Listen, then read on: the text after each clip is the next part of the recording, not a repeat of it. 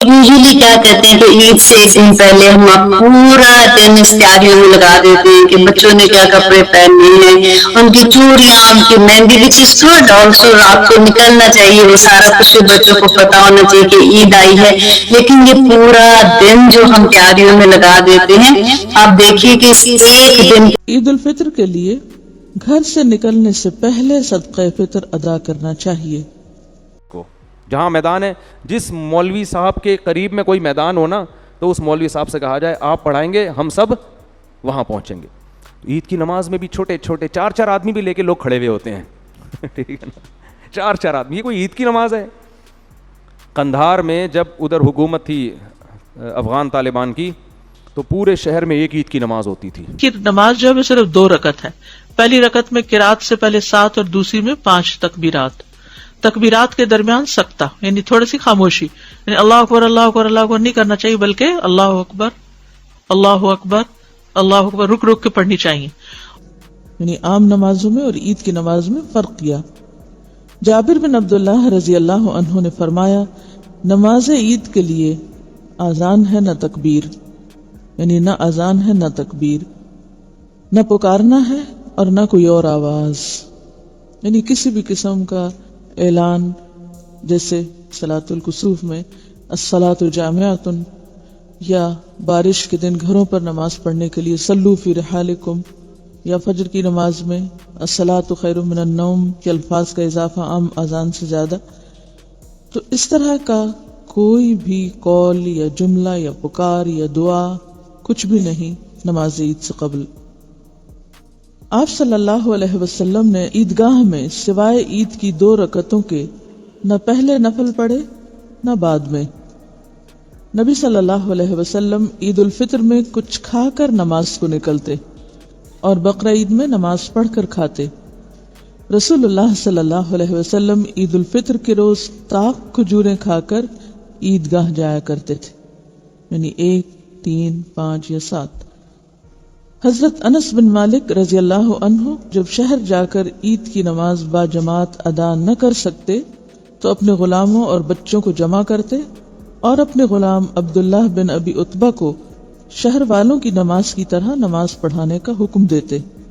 तो इससे क्या पता चलता है कि गांव वगैरह में भी ईद की नमाज पढ़ी जाएगी। रसूलुल्लाह सल्लल्लाहु अलैहि वसल्लम के पास एक सवार आया, उसने गवाही दी कि उन्होंने कल चांद देखा था, तो आपने हमें रोजा इफ्तार करने का हुक्म दिया और दूसरे दिन ईद की नमाज पढ़ी, क्योंकि रुयत हिलाल की खबर इतनी देर में पहुंची कि नमाज ईद का वक्त निकल चुका था।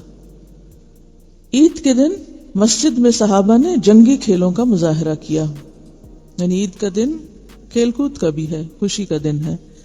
अब्दुल्लाह बिन बुस्र रजी अल्लाह अन्हु ईद उल फित्र के रोज नमाज के लिए गए। इमाम ने नमाज में ताखीर कर दी तो वो फरमाने लगे, रसूलुल्लाह सल्लल्लाहु अलैहि वसल्लम के जमाने में हम इस वक्त नमाज से फारिग हो चुके होते थे। रावी कहता है कि ये चाश्त का वक्त था। ईदगाह जिस रास्ते से जाएं, वापसी पर रास्ता तब्दील कर दें। ईदगाह में औरतें, हजरत उम्मे अतिया रजी अल्लाह अन्हा कहती हैं कि हमें हुक्म दिया गया कि हम सब औरतों को, हत्ता के हैज वालियों और पर्दा वालियों को भी दोनों ईदों में घरों से निकालें, ताकि वो सब मुसलमानों की जमात यानी नमाज और उनकी दुआ में हाजिर हों। और फरमाया हैज वालियां जाए नमाज से अलग रहें, यानी नमाज नहीं पढ़ें या सफ में न बैठें, बल्कि पीछे हट के बैठें, लेकिन मुसलमानों की दुआओं और तकबीरों में शामिल रहें। तो इससे भी क्या पता चलता है कि हाइजा औरत जिक्र कर सकती है कि नहीं? जी हाँ, दुआ में शरीक हो सकती है, दुआ मांग सकती है, ताकि अल्लाह की रहमत और बख्शिश से हिस्सा पाए। एक औरत ने अर्ज किया कि अगर हम में से किसी के पास चादर न हो तो फिर वो कैसे ईदगाह में जाए? फरमाया, उसको उसकी साथ वाली औरत चादर उड़ा दे। यहाँ कौन सी चादर मुराद है? जिलबाब, जो घर से बाहर निकलते वक्त औरत ओढ़ेगी। ये नहीं कहा कि वो बगैर चादर के ही चली जाए, बल्कि वो दूसरी से चादर या तो उधारी ले ले या फिर उसी की चादर में घुस के चली जाए। रसूलुल्लाह सल्लल्लाहु अलैहि वसल्लम सहाबा और सहाबियात को, हत्ता के हैज वाली औरतों को भी साथ लेकर ईदगाह की तरफ जाते। آپ کی عیدگاہ مسجد نبوی سے 1000 فٹ کے فاصلے پر تھی. یہ عیدگاہ البقیع کی طرف تھی، یعنی مسجد میں آپ نے نماز نہیں پڑھائی عید کی، بلکہ الگ کھلی جگہ پر، اور اس میں سب کو شریک ہونے کا حکم دیا، جس میں مرد، عورتیں، بچے سبھی شامل تھے. دیکھیں عید کی نماز تو ہے اجتماعی نماز، گھر میں پڑھنے والے نفل نہیں ہے عید کی نماز، ٹھیک ہے، کیونکہ نکلنے کے لیے کہا گیا نا. اور پھر ان عورتوں کو بھی نکلنے کے لیے اگر کہا گیا جنہیں نماز نہیں پڑھنا، تو پھر جن کو پڑھنا ہے ان کو تو نکلنا ہی ہے. اللہ ہی کہ گھر والے نہیں مانتے تو جھگڑا فساد نہ کریں، لیکن سنت یہی ہے اور ثابت سنت ہے، ٹھیک. اور اس سے مقصود دشمن پر مسلمانوں کی تعداد کا روب ڈالنا بھی تھا. رسول اللہ صلی اللہ علیہ وسلم اور حضرت ابو بکر اور عمر عیدین کی نماز خطبے سے پہلے پڑھتے تھے، یعنی نماز سے پہلے کوئی خطبہ نہیں، کچھ نہیں، پہلے نماز اور بعد میں خطبہ. تکبیرات عید. حافظ ابن حجر رحمہ اللہ تکبیرات کے پڑھنے کے بارے میں فرماتے ہیں، یعنی کہ تکبیر کے الفاظ کون سے تھے. یہ تو آتا ہے وَلِتُكَبِّرُ اللَّهَ عَلَى مَا هَدَاكُمْ، لیکن جیسے بڑی عید کے موقع پر حج کے ریفرنس میں یہ آیت نازل ہوئی تھی منا میں پڑھنے کے لیے. لیکن تکبیر کے الفاظ کون سے ہوں تو اس کے بارے میں ابن حجر کہتے ہیں کہ کوئی بھی روایت ثابت نہیں. صحابہ کرام سے جو صحیح ترین روایت مروی ہے وہ حضرت علی رضی اللہ عنہ کا قول ہے. حضرت علی رضی اللہ عنہ عرفہ کے دن 9 ذوالحج کی فجر سے لے کر 13 ذوالحج کی عصر تک تکبیرات کہتے. حضرت عبداللہ بن عمر عید الفطر کے دن گھر سے عیدگاہ تک تکبیرات کہتے. امام زہری کہتے ہیں کہ لوگ عید کے دن اپنے گھروں سے عیدگاہ تک تکبیرات کہتے، پھر امام کے ساتھ تکبیرات کہتے. تو آثار صحابہ اس زمن میں واضح ہیں. عبداللہ بن عباس 9 ذوالحج نماز فجر سے لے کر 13 ذوالحج نماز عصر تک ان الفاظ میں تکبیرات کہتے. یہ عبداللہ بن عباس کا ورژن ہے. اللہ اکبر کبیرہ، اللہ اکبر کبیرہ، اللہ اکبر و اجل، اللہ اکبر وللہ الحمد. اللہ سب سے بڑا ہے، بہت بڑا، اللہ سب سے بڑا ہے، بہت بڑا، اللہ سب سے بڑا ہے اور سب سے زیادہ صاحب جلال ہے، اللہ سب سے بڑا ہے، اللہ ہی کے لیے ساری تعریف ہے. حضرت سلمان یوں تکبیرات کہتے، اللہ اکبر، اللہ اکبر، اللہ اکبر کبیرہ. اسی طرح ابن ابی شیبہ کی ایک روایت میں حضرت عمر اور حضرت ابن مسعود سے یہ الفاظ بھی ہیں. یہاں ابن عباس کے الفاظ ہیں اور حضرت سلمان کے، لیکن ایک اور روایت میں حضرت عمر اور حضرت ابن مسعود سے یہ الفاظ بھی ہیں، اللہ اکبر، اللہ اکبر، لا الہ الا اللہ واللہ اکبر، اللہ اکبر وللہ الحمد. یہ کس کی روایت ہے؟ حضرت عمر اور ابن مسعود کی، اور یہ نیل الاوتار اور ابن ابی شیبہ اور طبرانی وغیرہ میں آئی ہے کہ رسول اللہ صلی اللہ علیہ وسلم سے الفاظ تکبیر کی صراحت دارقطنی میں یوں آئی ہے، اللہ اکبر، اللہ اکبر، لا الہ الا اللہ واللہ اکبر، اللہ اکبر وللہ الحمد. ٹھیک ہے، تو اس کا معنی کیا ہے کہ یہ آپ صلی اللہ علیہ وسلم کے الفاظ نہیں ہیں، لہذا کوئی یہ سمجھ کے نہ پڑے کہ یہ تکبیرات آپ نے پڑھی ہیں، بلکہ تکبیرات کے یہ جتنے بھی الفاظ ہیں یہ صحابہ کرام سے منسوب ہیں. اب 3 طرح کی تکبیرات ہمارے سامنے ہیں. ایک جو عبداللہ بن عباس کی ہیں، ٹھیک ہے، دوسری حضرت سلمان کی، سلمان فارسی یعنی، تیسری حضرت عمر اور ابن مسعود. تو یہ جو آخری تکبیر ہے یہ بیسیکلی حضرت عمر اور حضرت ابن مسعود کی ہے. جس روایت میں یہ بات آئی ہے کہ یہ رسول اللہ صلی اللہ علیہ وسلم نے فرمائی، وہ روایت سخت ضعیف ہے، یعنی یہ آپ سے منسوب نہیں کی جا سکتی. اب آپ کے ذہن میں سوال یہ پیدا ہوگا، کیا پھر ہم تکبیر پڑھیں یا نہ پڑھیں؟ کیا کہتے ہیں آپ؟ کیوں؟ آثار صحابہ سے ثابت ہے، یعنی صحابہ کرام کا طرز عمل موجود ہے. یہ مت کسی کو کہیں کہ یہ حضور صلی اللہ علیہ وسلم کے الفاظ ہیں، بس اتنا سا فرق ہے. چلیے، نماز عید کا طریقہ. رسول اللہ صلی اللہ علیہ وسلم عید الفطر اور عید الاضحیٰ کے دن عیدگاہ جاتے، سب سے پہلے نماز پڑھتے، پھر خطبہ دیتے جبکہ لوگ صفوں میں بیٹھے رہتے. خطبہ میں لوگوں کو نصیحت، وصیت کرتے اور حکم دیتے، پھر واپس لوٹتے. وضو کر کے قبلے کی طرف منہ کر کے اللہ اکبر کہتے ہوئے رفع الیدین کریں، پھر سینے پر ہاتھ باندھ کر دعائے استفتاح پڑھیں، پھر دعائے استفتاح ختم کر کے قرات سے پہلے ٹھہر ٹھہر کر 7 تکبیریں کہیں۔ تب سورۃ الفاتحہ سے پہلے ہر تکبیر پر رفع الیدین کریں اور ہر تکبیر کے بعد ہاتھ باندھیں، یعنی تکبیر کر کے ہاتھ نیچے نہیں چھوڑیں گے بلکہ سینے پہ باندھیں گے۔ پھر امام اونچی آواز سے اور مقتدی آہستہ الحمد شریف پڑھیں، پھر امام اونچی آواز سے قرات پڑھے اور مقتدی چپ چاپ سنیں۔ نبی صلی اللہ علیہ وسلم نے عید الاضحیٰ اور عید الفطر میں سورۃ قاف والقرآن المجید اور اقتربت الساعہ وانشق القمر پڑھی، اور ایک روایت میں ہے سبح اسم ربک الاعلی اور هل اتاک حدیث الغاشیہ، یہ صورتیں بھی پڑھی۔ ان صورتوں میں کیا معنی ہے، کس چیز کی یاد دہانی؟ چلیے مان لیا آپ کی بات، یہ تو عید کا دن ہے، خوشی کا دن ہے، اور اس دن قیامت کی بات، اقتربت الساعہ اور هل اتاک حدیث الغاشیہ، اور سورۃ قاف تو بہت ہی ہلا دینے والی سورت ہے۔ ایسا کیوں؟ خوشی کے دن میں آخرت کی یاد کیوں؟ عموماً ایسا ہوتا ہے کہ خوشی میں اعتدال قائم رکھنا بڑا مشکل ہوتا ہے۔ جب انسان کو کوئی خوشی کا موقع ہوتا ہے، اور پھر اجتماعی خوشی، ایک تو ہوتی ہے نا آپ کی انڈیویجول انفرادی خوشیاں، مثلاً کسی کی شادی ہے، یا کسی کے گھر بچہ پیدا ہوا، یا کوئی امتحان میں پاس ہوا، یہ خوشی کیسی خوشی ہے؟ انفرادی خوشی۔ آپ منا رہے ہیں خوشی، آپ کے گھر والے منا رہے ہیں، محدود پیمانے پر ہے۔ اور ایک خوشی وہ خوشی ہے جو سارا شہر منا رہا ہے۔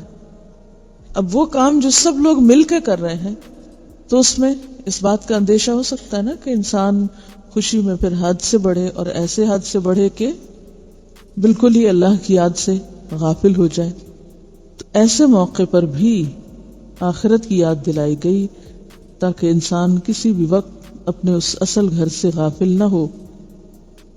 اور پھر یہ بات بھی ہے کہ قیامت کے دن بھی سب لوگ اکٹھے ہوں گے، جمع ہوں گے، تو خاص طور پر جب نماز کے لیے سب اکٹھے ہوں، جس میں عورتیں اور بچے بھی شامل ہوں، تو اس موقع پر آخرت کو بھی آپ ریلیٹ کر سکتے ہیں۔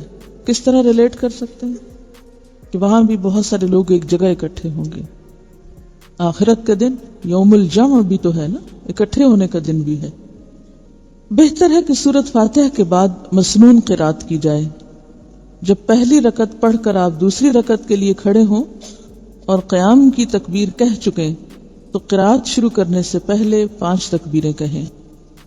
دوسری رکعت میں قیام کی تکبیر کہہ چکے تو قرات شروع کرنے سے پہلے 5 تکبیریں کہیں۔ پہلی رکعت میں تکبیریں کب ہوں گی؟ دعائے استفتاح کے بعد، اور دوسری رکعت میں ابتدا میں۔ ان تکبیروں میں بھی رفع الیدین کریں اور ہر تکبیر کے بعد ہاتھ باندھیں۔ یا 3 ہو جائیں یا 4 ہو جائیں، ہر مسجد میں عید کی نماز ہو رہی ہے۔ ارے کیا اتنی ہم میں ہمت نہیں ہے کہ میں اپنی نماز چھوڑ کے دوسرے مولوی صاحب کے پیچھے عید کی نماز پڑھ لوں؟ میں بولوں بھائی سارے مجمع کہاں جائے گا؟ بولو، وہاں نماز پڑھے گا۔ میں جب پنجاب میں تھا نا، میں نے 1 مہینے امامت کی، تو عید کا دن آنے والا تھا، تو انہوں نے مجھے کہا کہ مسجد کی انتظامیہ نے عید کی نماز کب ہوگی؟ میں نے کہا دیکھو، تھوڑا سا ارلی جانب مسجد کے امام ہیں، وہ بھی عید کی نماز پڑھاتے ہیں، تو ہمیں کیا ضرورت ہے ہم یہاں عید کی نماز پڑھائیں؟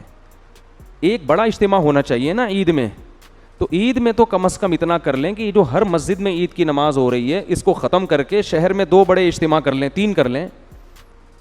تو میں نے کہا سب سے پہلے میں اس کے لیے قربانی دیتا ہوں، میں اعلان کرتا ہوں میری مسجد میں عید کی نماز نہیں ہوگی، میرے سارے نمازی فلاں مولوی صاحب کے پیچھے نماز پڑھیں گے۔ سمجھ میں نہیں آ رہی بات؟ تاکہ ایسا نہ اس مولوی صاحب کو جب ہم پیغام بھیجیں تو وہ کہیں اچھا میرے والوں کو اپنے پاس لا رہے ہیں، ٹھیک ہے؟ میں نے کہا ایسا نہیں ہے، ہم اپنے والے کہاں بھیجیں گے؟ بولو، ادھر بھیجیں گے، ایک نماز ہو، بڑا اجتماع ہو۔ لیکن کمیٹیاں نہیں مانتی۔ یہاں بھی میں نے شروع میں جب میں آیا تو اس کی کوشش کی کہ ہماری مسجد میں عید کی نماز بولو نہ ہو، بلکہ ہم کہیں تو حبیبیہ میں ہو جائے یا ادھر ہو جائے، ہم بھی وہیں جائیں گے، ایک بڑا اجتماع ہو، ایسی جگہ ہو جہاں کھلا میدان ہو۔ عید کی نماز تو مسجد میں ویسے ہی مکروہ ہے، نبی ہمیشہ میدان میں عید کی نماز پڑھتے تھے، مسجد میں عید کی نماز عذر سے پڑھی ہے, بارش وغیرہ کے عذر سے, ورنہ نہیں پڑھی. وجہ اس کی یہ ہے کہ عید کی نماز شاعر اسلام میں سے ہے, مسلمانوں کا بڑا دن ہے. تو اللہ کہتے ہیں ایسے کھلے میدان میں بڑے بڑے اجتماع کرو, پوری دنیا دیکھے کہ آج مسلمان کیسے اللہ کا شکر ادا کرتے ہیں, غیر مسلم بھی دیکھیں, اور ہم بند کمروں میں پڑھ رہے ہوتے ہیں. لیکن انتظامیہ کا کہنا یہ ہوتا ہے کہ چندہ نہیں ہوگا. کیا نہیں ہوگا؟ اگر ہم وہاں پڑھیں گے تو یہاں جو چندہ ہوتا تھا وہ بولو نہیں ہوگا. تو میں نہیں پڑھاؤں گا تو کسی دوسرے سے پڑھوا لیں گے, تو جو جب پڑھنی ہے تو پھر ہم ہی پڑھا دیں. کیا خیال ہے بھائی؟ یعنی وہ تو اجتماع تو ہو نہیں رہا نا. تو اتنے ہمارے ظرف چھوٹے ہیں کہ ہم دوسروں کے پیچھے عید کی نماز پڑھنے کے لیے بھی تیار نہیں ہیں. یہ تو ہمارے حالات ہیں یار, کہ بھائی ہم کہیں بھائی جو کھلے میدان ہے وہاں جا کے پڑھیں گے, مسجدوں میں نماز بند کرو اس کو. جہاں میدان ہے, جس مولوی صاحب کے قریب میں کوئی میدان ہو نا, تو اس مولوی صاحب سے کہا جائے آپ پڑھائیں گے, ہم سب وہاں پہنچیں گے. عید کی نماز میں بھی چھوٹے چھوٹے 4 آدمی بھی لے کے لوگ کھڑے ہوئے ہوتے ہیں. ٹھیک ہے نا, 4 آدمی, یہ کوئی عید کی نماز ہے؟ قندھار میں جب ادھر حکومت تھی افغان طالبان کی, تو پورے شہر میں ایک عید کی نماز ہوتی تھی. اور جو علماء گئے ہیں وہ بتاتے ہیں اتنا بڑا اجتماع ہوتا تھا, پھر اوپر سے نا وہ جٹ طیارے بھی گھومتے تھے نماز, وہ اور اسلام کی ایک طاقت اور شوکت کو دکھایا جاتا تھا. اور جو ملک کا سربراہ ہے وہ آ کے عید کی نماز پڑھایا کرتا تھا. یہ ایک شاعر اسلام میں سے ہے. تو اتنے چھوٹے, ہر آدمی اخپل طریقے سے چھوٹے چھوٹے عید کے اجتماع کر رہا ہے کہ میرے نمازی وہاں نہ جائیں. ٹھیک ہے نا, چاروں بلے ان کو میں کھینچ کے رکھوں. اور یہ سارا سیٹ اپ چندوں کی وجہ سے ہوتا ہے. مسجدوں کے مصارف پورے نہیں ہوتے تو یہ حساب کتاب ہوتا ہے. ظاہر چندہ ہوگا, چندہ نہیں, ورنہ چندہ نہیں ہوتا. بھائی یہ جو عید کی نماز ہے نا, اس کے بارے میں لوگ بہت پوچھ رہے ہیں کہ اگر گورنمنٹ کی طرف سے مسجدوں میں کراؤڈ پر پابندی ہو تو کیا ہم اخپل طریقے سے گھر میں عید کی نماز پڑھ سکتے ہیں؟ گھروں میں عید کی نماز جائز نہیں ہے, نہ جمعہ جائز ہے نہ عید کی نماز جائز ہے. کیونکہ جمعہ اور عید کی نماز کے لیے بیسک شرط جو فقہا بیان کرتے ہیں وہ ہے اذن عام, کھلی اجازت ہو. آپ گھر میں اگر جمعہ پڑھ رہے ہیں دروازہ کھول دیں, سب کو آنے کی اجازت ہے. اور لوگ کہتے ہیں اس کی دلیل کیا ہے؟ بھائی اس کی دلیل یہ کہ جمعہ اور عید یہ شاعر اسلام میں سے ہے, یہ بند کمروں میں نہیں ہوتا. اس سے جمعے اور عید کی ویلیو ختم ہو جاتی ہے. جیسے نبی صلی اللہ علیہ وسلم کے دور میں گاؤں میں کہیں کبھی جمعہ نہیں ہوا. مدینہ کے ارد گرد کے جو گاؤں کے لوگ تھے وہ جمعہ آ کے پڑھتے تھے کہاں؟ مدینہ میں. گاؤں میں نہیں قائم کیا, کیونکہ یہ شاعر اسلام میں سے ہے نا. تو اب یہ کیسی اجازت ہے کہ نبی کے دور میں گاؤں کے لوگ شہر میں آ کے پڑھ رہے ہیں اور یہاں شہر کے لوگ اپنے اپنے گھروں میں بند ہو کے پڑھ رہے ہیں؟ تو ہماری رائے یہی ہے, اور حضرت مفتی تقی عثمانی صاحب کا بھی اسی پہ فتویٰ ہے کہ ان لاک ڈاؤن کے حالات میں گھروں میں آپ ظہر پڑھیں گے, جمعے کی نماز نہیں پڑھیں گے, نہ عید کی نماز پڑھیں گے. عید کی نماز وہاں پڑھ سکتے ہیں کہ جہاں پھر لوگوں کو کھلے عام اجازت دے دیں. تو اگر کسی فیکٹری میں یا کسی ایسی جگہ پہ سب کو آپ نے اجازت دے دی بھائی یہاں آئیں, تو وہ پڑھیں, پھر اجازت ہے. تو یہی رائے ہے. اس کے خلاف جو قول ہے ہماری نظر میں وہ ضعیف ہے. بعض لوگوں نے کہا کہ کسی عذر سے اگر لوگوں کو روک دیں تو پھر مجبوری ہے. ابھی ہم جو گھر کا دروازہ بند کر رہے ہیں وہ تو عذر سے. تو بھائی یہ جو فقہا نے کہا ہے نا کہ اذن عام کہ کھلی اجازت ہونی چاہیے, تو کھلی اجازت ختم تو جبھی ہوگی نا جب کوئی عذر ہوگا. بلا عذر کون لوگوں کو نماز سے روکے گا؟ تو فقہا کا مطلب یہی ہے کہ عذر ہو یا نہ ہو آپ نے لوگوں کو اجازت دینی ہے. یہ جمعے اور عیدین کی شرائط میں سے ہے. تو مسلم ملک کنٹری ہو یا غیر مسلم کنٹری, وہاں پر اس بات کا اہتمام کریں کہ عید کی اگر آپ کو اجازت ملتی ہے تو پھر تو ٹھیک ہے, نہیں ملتی تو گھروں میں پھر عید کی نماز نہیں ہوگی, نہ خطبہ ہوگا. اپنے کوئی نوافل پڑھنا چاہے تو پڑھ سکتا ہے, وہ عید نہیں کہلائے گا. اور کیونکہ ایک شرعی عذر ہے تو وہ اللہ معاف کرنے والا ہے, اور کیا ہے. باقی مسجدوں میں گورنمنٹ نے اگر اجازت دی ہے, بعض لوگ یہ اشکال کرتے ہیں کہ مسجد میں بھی تو ابھی جمعہ جو ہوتا رہا ہے اس میں کھلے عام اجازت نہیں ہے, وہ تو ایک پابندی ہے کہ اتنے لوگ آئیں گے, اس سے زیادہ نہیں آئیں گے. تو کیونکہ گورنمنٹ کا جب کوئی حکم آتا ہے نا تو شریعت پھر یہ کہتی ہے کہ جو اجتہادی اختلافات ہوتے ہیں حکومت کے آرڈر کے آگے وہ منسوخ ہو جاتے ہیں, یعنی منسوخ کی طرح ہو جاتے ہیں. منسوخ تو نہیں کہہ سکتے یہاں پہ, یعنی وہ کالعدم ہوتے ہیں. تو گورنمنٹ نے چونکہ مسجد میں نماز پڑھنے کی اجازت دی ہے, تو اگر اس میں اذن عام نہ بھی ہو تو حکومت کی پرمیشن کی وجہ سے وہ کیا ہو جائے گی؟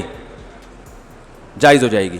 اس پہ تمام فقہا کا اتفاق ہے کہ اس طرح کی جتنی بھی شرطیں ہوتی ہیں وہ حکومت کے فیصلے کی وجہ سے کیا ہو جاتی ہیں؟ کالعدم. جیسے چاند کا مسئلہ ہے نا, چاند کا مسئلہ سعودی عرب میں کچھ اور ہے, ہمارے ہاں ان کا سسٹم ہی الگ ہے, ہمارا سسٹم بھی الگ ہے, ہم اس سسٹم کو نہیں مانتے. لیکن سعودی عرب میں جب ہم جائیں گے تو وہاں کی گورنمنٹ ہمارے سسٹم کے حساب سے فیصلہ نہیں کرتی, وہ اخبل طریقے سے کرتی ہے. تو جیسے بھی کرتی ہے, لیکن سعودی حکومت میں وہ کیا ہو جائے گا, نافذ, کیونکہ حکم حاکم جو ہے نا شریعت میں اس کی ایک ویلیو ہے, ورنہ ہر آدمی اخبل طریقے سے ہی چلتا رہے گا تو یہ تو تباہی برباد ہو جائے گی نا. تو اس لیے وہاں ہم کہتے ہیں کہ جب گورنمنٹ نے ایک لا پاس کر دیا, فیصلہ کر دیا, تو جب گورنمنٹ کہے گی عید ہے تو عید ہے, جب کہے گی بقرہ عید ہے تو کیا ہے, بقرہ عید ہے. یہاں ہماری گورنمنٹ نے کیونکہ ہلال کمیٹی بنائی ہوئی ہے, اس کے اتھارٹی کا حق حاصل ہے, تو وہ جب فیصلہ کرے گی تو کیا ہوگا. ابھی دیکھو نا, 4-5 سال پہلے ہم نے بتا دیا تھا کہ 30 روزے مکمل ہوں گے, 5-6 سال پرانی بات ہے, بلکہ اس سے بھی زیادہ. فلکیات والے کہہ رہے تھے چاند کہیں بھی نظر نہیں آئے گا, 30 روزے پکے ڈھکے.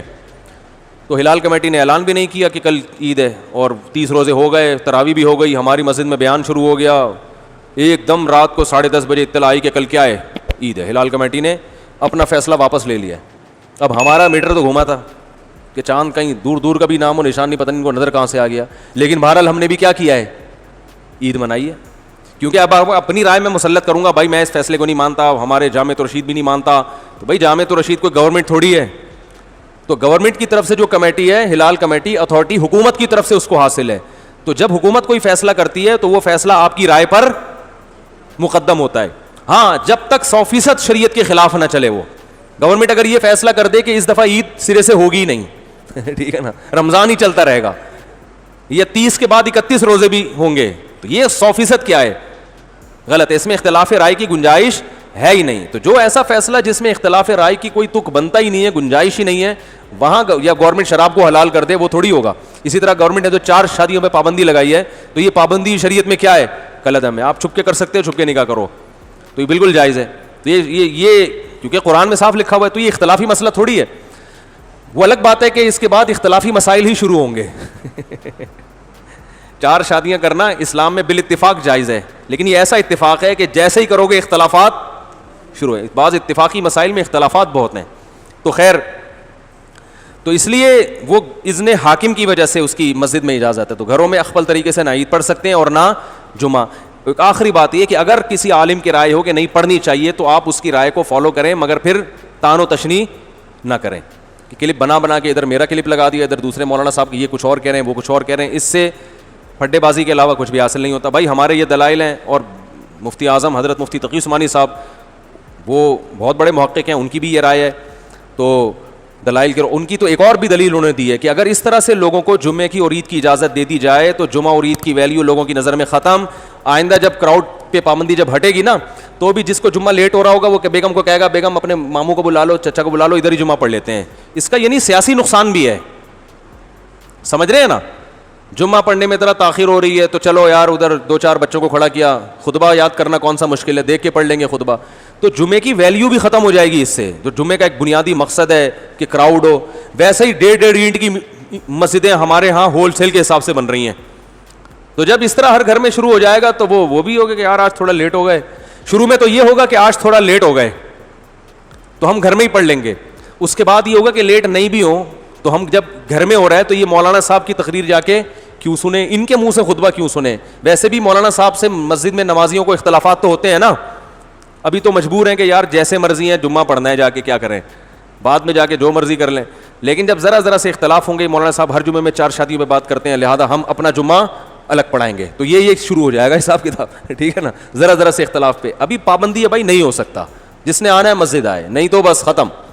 تو یہ مفتی تقی عثمانی صاحب دامت برکاتہم کی رائے یہ ہے کہ یہ سیاستاً بھی کیا ہے, نقصان دہ ہے. لیکن پھر بھی اگر کسی عالم کی رائے ہے, وہ مصر ہیں کہ نہیں گھر میں, تو کوئی ان عالم کو فالو کرتا ہے تو ٹھیک ہے. لیکن ایک تو علماء کا احترام کریں, ایک دوسرے پہ کیچڑ نہ اچھالیں. اگر کوئی عالم یہ کہتے ہیں نہیں گھر میں عید پڑھ سکتے ہیں, جمعہ پڑھ سکتے ہیں, تو بہرحال وہ عالم ہے تو قابل احترام ہے. آپ ان کی رائے سے اگر اختلاف کرتے ہیں تو بھی قابل احترام, اتفاق کرتے ہیں تو بھی قابل احترام. یہ اتنا بڑا مسئلہ نہیں ہے گھر میں جمعہ یا نہ ہونا یا ہونا, لیکن علماء کی شان میں گستاخیاں یا بد کلامیاں یا یہ اس طرح کی چیزیں, یہ زیادہ ہیڈیک ہے, تو یہ صحیح نہیں ہے. دیکھے تو کیا نعوذ باللہ وہاں جا کے کوئی میوزک پلے کرنا ہے یا وہاں کوئی اور غلط کام کرنا ہے, نہیں تو لیکن گناہ کیوں بن جائے گا کہ اللہ کے نبی نے نہیں کیا. یہ ہے ہمارے دین کی اساس. جہاں نیکی کی بات آ جائے اور اللہ کے نبی نے نہیں کی تو نہیں کرنی, دیٹس اٹ. اگر کوئی بندہ اپنے آپ کو خود مختار سمجھ کے اپنی مرضی سے دین میں کہے اور حرج کیا ہے، حرج ہے کیا کہے، تو آپ دیکھیے کہ پھر دین تو بدل جائے گا نا. تو جہاں رکنا ہے رک جائیں، جہاں چلیں گے. کچھ چیزوں میں آپ نے خود ہی رخصت دے دی، تم خود ہی کر لو جو بھی حالات ہیں. کچھ چیزیں ایسی ہیں جس میں ایک سے زائد آپ کے عمل ملتے ہیں، وہ ٹھیک ہے، لیکن جہاں آپ نے نہیں کیا، صحابہ کرام اتنے جم جاتے تھے کہ نہیں کیا. ورنہ آپ دیکھیے کہ آج کے مزاج کے لوگ نبی صلی اللہ علیہ وسلم کے اگر فوراً بات ہوتے تو لوگوں کو یاد ہی نہیں رہا ہوتا بہت ساری باتیں کہ جو اللہ کے نبی کے دور میں کیسے ہوتی تھیں. صحابہ کرام نے اللہ کے نبی کی سنتوں کو پریزرو کیا. جیسے آپ سٹور کرنے سے پہلے چیز کو پریزرو کرتے ہیں نا کہ وہ خراب نہ ہو، اور اس کے لیے نبی صلی اللہ علیہ وسلم کی زندگی میں ہی ایک پورا محاذ بن چکا تھا. لوگ اتنے زیادہ اوبیڈینٹ اور اطاعت گزار تھے اور عاجز مزاج تھے کہ کسی بات میں اللہ کے نبی کی زندگی میں بھی آگے نہیں جاتے تھے. تو یہ ہے اصل کامیابی کہ آپ کے بعد آپ کی سنتوں کو صحابہ کرام نے کس طرح سے جما کے رکھا. تو بہرحال عید سے پہلے نہ اذان ہے نہ اقامت ہے. عیدین کی نماز میں 12 تکبیریں ہیں. پہلی رکعت میں قرأت سے پہلے 7، دوسری میں قرأت سے پہلے 5 تکبیریں کہنی مسنون ہے. عن نافع مولا عبداللہ ابن عمر رضی اللہ عنہما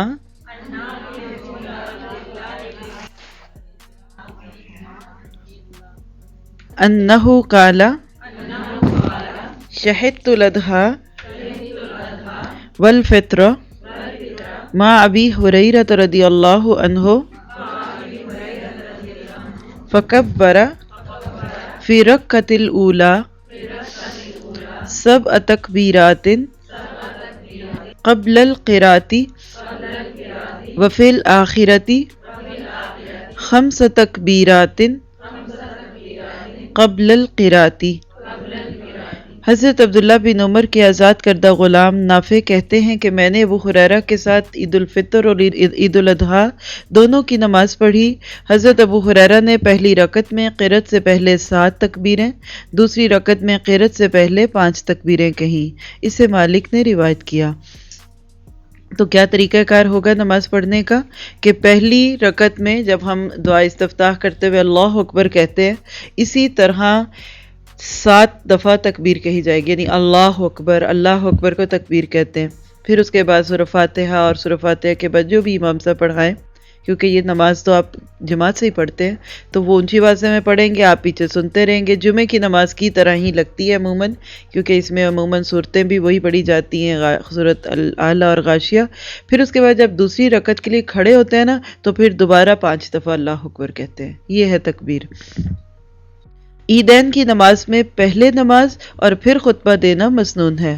عن ابن عمر رضی اللہ عنہما قال کان رسول اللہ صلی اللہ علیہ وسلم و ابو بکر و عمر رضی اللہ عنہما یصلون العیدین قبل الخطبۃ. حضرت عبداللہ بن عمر فرماتے ہیں کہ رسول اللہ، ابو بکر، عمر رضی اللہ عنہما نماز عیدین خطبے سے پہلے ادا فرماتے تھے. اسے بخاری اور مسلم نے روایت کیا. یہاں پھر دیکھیے جمعے کی نماز میں خطبہ پہلے اور 2 رکعت نماز بعد میں ہے، اسی لیے جمعے کو بھی عید ہی کہا جاتا ہے. حدیث میں آتا ہے کہ جمعہ جو کہ مسلمانوں کی عید کا دن ہوتا ہے، تو آپ مماثلت دیکھ لیں کہ اس میں بھی خطبہ ہوتا ہے، اس میں بھی خطبہ ہے، اس میں بھی 2 رکعت ہے، اس میں بھی 2 رکعت ہے. فرق کیا ہے کہ جمعے کا خطبہ پہلے ہے، نماز بعد میں ہے. عید میں نماز پہلے، خطبہ بعد میں ہے. اب آج بھی اللہ تعالیٰ توفیق دے سب کو سمجھنے کی. اتنی واضح حدیث ہے، اور دیکھیے بخاری اور مسلم کی روایت ہے. یہ جو بات میں اب کہنے لگی نا، یہ میں آپ کے شعور کو بیدار کرنے کے لیے کرتی ہوں، اور اپنے بھی، کیونکہ ہم آنکھیں بند کر کے نماز اور خاص طور پہ عبادات کے موضوع پہ ایک طریقے کے فالوورز ہیں، اور کہتے کہیں کہ یہ شروع سے ہو رہا ہے، یہ فلاں کی بات ہے، یہ فلاں کی بات ہے. حدیث سامنے موجود ہے، آپ کا عمل دکھتا ہے کہ آپ پہلے نماز پڑھاتے تھے پھر خطبہ دیتے تھے. اس کے باوجود بھی آج مسلمانوں میں سے گروہ کثیر پہلے خطبہ دیتے ہیں پھر نماز پڑھتے ہیں، اور قیاس اس کو جمعے پہ کرتے ہیں.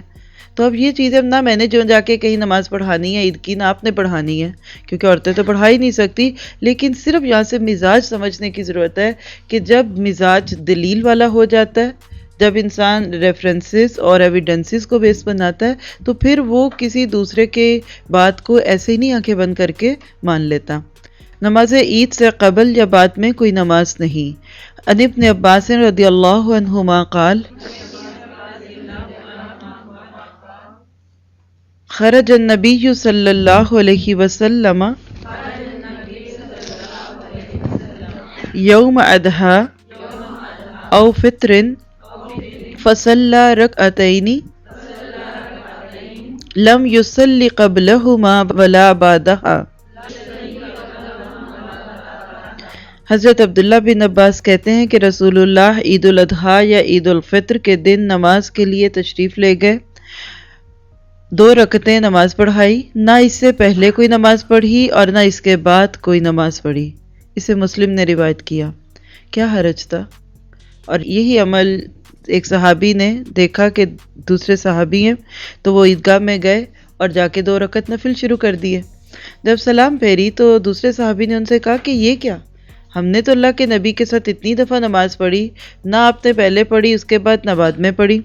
تو اس شخص نے کہا کیا حرج ہے، یعنی فارغ تھا، پڑھ لی جو بھی موقع تھا۔ انہوں نے کہا کہ میں تمہیں اللہ کے نبی کا عمل بتاتا ہوں اور تم کہہ رہے ہو کہ کیا حرج ہے۔ ان کہنے لگے کیا میری نماز مجھے جہنم میں لے کے جائے گی؟ یعنی یہ 2 نفل ہی ہیں نا، یہ مجھے جہنم میں لے کے جائیں گے؟ کہا نہیں، تیرے 2 نفل تجھے جہنم میں نہیں لے کے جائیں گے، نبی کی نافرمانی تجھے جہنم میں لے کے جائے گی۔ اب دیکھیں ہیں 2 ہی نفل نا، یہی 2 نفل جب کوئی عیدگاہ میں آ کے پڑھ لیتا ہے، جان کے بھی سمجھ لیں یا چڑھانے کے لیے بھی کہ کیا حرج ہے، تو یہ اس کے لیے ایک وعید ہو سکتے ہیں۔ اور یہی 2 نفل جب بلال رضی اللہ عنہ وضو کے بعد پڑھا کرتے تھے تو ان کے جنت میں جانے کا سبب بن جاتے ہیں۔ تو اصل چیز کیا ہے کہ جہاں نبی روکے وہاں رک جاؤ، وما آتاکم الرسول فخذوہ، جو دے وہ لے لو، وما نہاکم عنہ فانتہوا، جس سے وہ روکے اس سے رک جاؤ۔ اس سے آپ بہت سارے مغالطوں سے بچ جائیں گے۔ صرف ایک اصول پہ اپنی زندگی کی بنیاد ڈال لیں کہ جہاں نبی کی بات مل گئی، دلیل مل گئی، کرنا ہے، اور جہاں دلیل نہیں پھر وہاں خود ساتھ پابندیاں بھی نہیں لگانی۔ آج ہمارے دین کا جو حلیہ بگڑا ہوا ہے نا، اس کا ریشو بدلا ہوا ہے۔ غلوف کی آیتوں میں آپ دیکھ ہی رہتے ہیں، سورۃ نساء کے آخر میں جو آتا ہے کہ نہ غلوف کرو، غلوف سے ہی اصل میں ریشو خراب ہوئے ہیں۔ جب بہت زیادہ مرچیں ڈال دی جائیں، بہت زیادہ چینی ڈال دی جائے تو کھانا اچھے کی بجائے خراب ہو جاتا ہے۔ بالکل اسی طرح دین بھی خراب ہو جاتا ہے جب اس کو اللہ کے نبی صلی اللہ علیہ وسلم کے طریقوں سے کم یا زیادہ کر لیا جائے۔ نماز عید کے بعد گھر واپس آ کر 2 رکعت نماز پڑھنا مستحب ہے۔ عن نبی سعید الخدری رضی اللہ عنہ قال کان رسول اللہ صلی اللہ علیہ وسلم لا يصلي قبل العید شيئا فإذا رجع إلى منزله صلى ركعتين۔ حضرت ابو سعید خدری فرماتے ہیں کہ رسول اللہ نماز عید سے پہلے کوئی نماز نہیں پڑھتے تھے، البتہ نماز عید کے بعد جب گھر واپس تشریف لاتے تو 2 رکعت نماز ادا فرماتے۔ اسے ابن ماجہ نے روایت کیا ہے۔ اگر جمعے کے روز عید آ جائے تو دونوں پڑھنے بہتر ہیں، لیکن عید پڑھنے کے بعد اگر جمعے کی بجائے صرف نماز ظہر ادا کی جائے تو بھی درست ہے۔ عن ابی ہریرہ رضی اللہ عنہ عن رسول اللہ صلی اللہ علیہ وسلم انہ قال اجتمع عیدان فی یومکم ھذا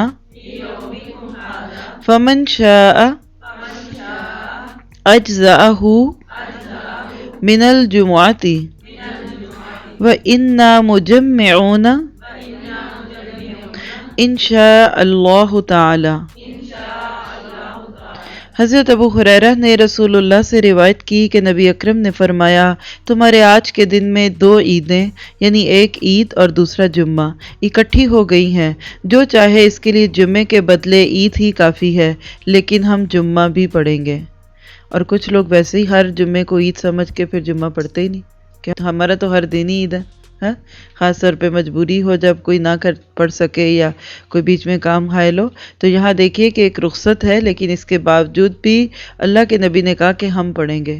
اس سے کیا پتہ چلتا ہے کہ اسلام ہر چیز کو اس کا ڈیو حق دینا چاہتا ہے۔ عید کا دن اگر ملنے ملانے کا دن ہے، ایکسٹرا چیزیں ہیں، کوئی انسان کی زندگی میں ایسے ایکٹیویٹی ہے، اور تھوڑا جسٹ فار چینج بھی جمعے کے دن عید آ گئی تو پھر چلو صبح عید پڑھائے، وہاں خطبہ بھی ہو گیا، تذکیر ہو گئی، نصیحت ہو گئی، 2 نفل بھی پڑھ لیے، وہی روحانی قوت جو مسلمان کو جمعے کے دن ملنی ہوتی ہے وہ مل گئی ہے۔ تو جب مل گئی ہے اب تمہاری مرضی ہے، پڑھ لو نہ پڑھو نہ پڑھو۔ یعنی صرف حکموں کو اسلام ہمارے اوپر لاگو نہیں کرتا بلکہ اس کی وزڈم اور اس کی لاجک بھی سمجھاتا ہے۔ ابر یعنی بادلوں کی وجہ سے شوال کا چاند نظر نہ آئے اور روزہ رکھ لینے کے بعد معلوم ہو جائے کہ چاند نظر آ چکا ہے تو روزہ کھول دینا چاہیے۔ اگر چاند کی اطلاع زوال سے قبل ملے یعنی 12 بجے آلموسٹ جو ہمارے ہاں معروف ٹائم ہے تو نماز عید اسی روز ادا کر لینی چاہیے، اور زوال کے بعد اطلاع ملے تو نماز عید دوسرے روز ادا کی جائے گی۔ ان ابی عمیر بن انس ان امومت ان امومت لہو من اصحاب النبی صلی اللہ علیہ وسلم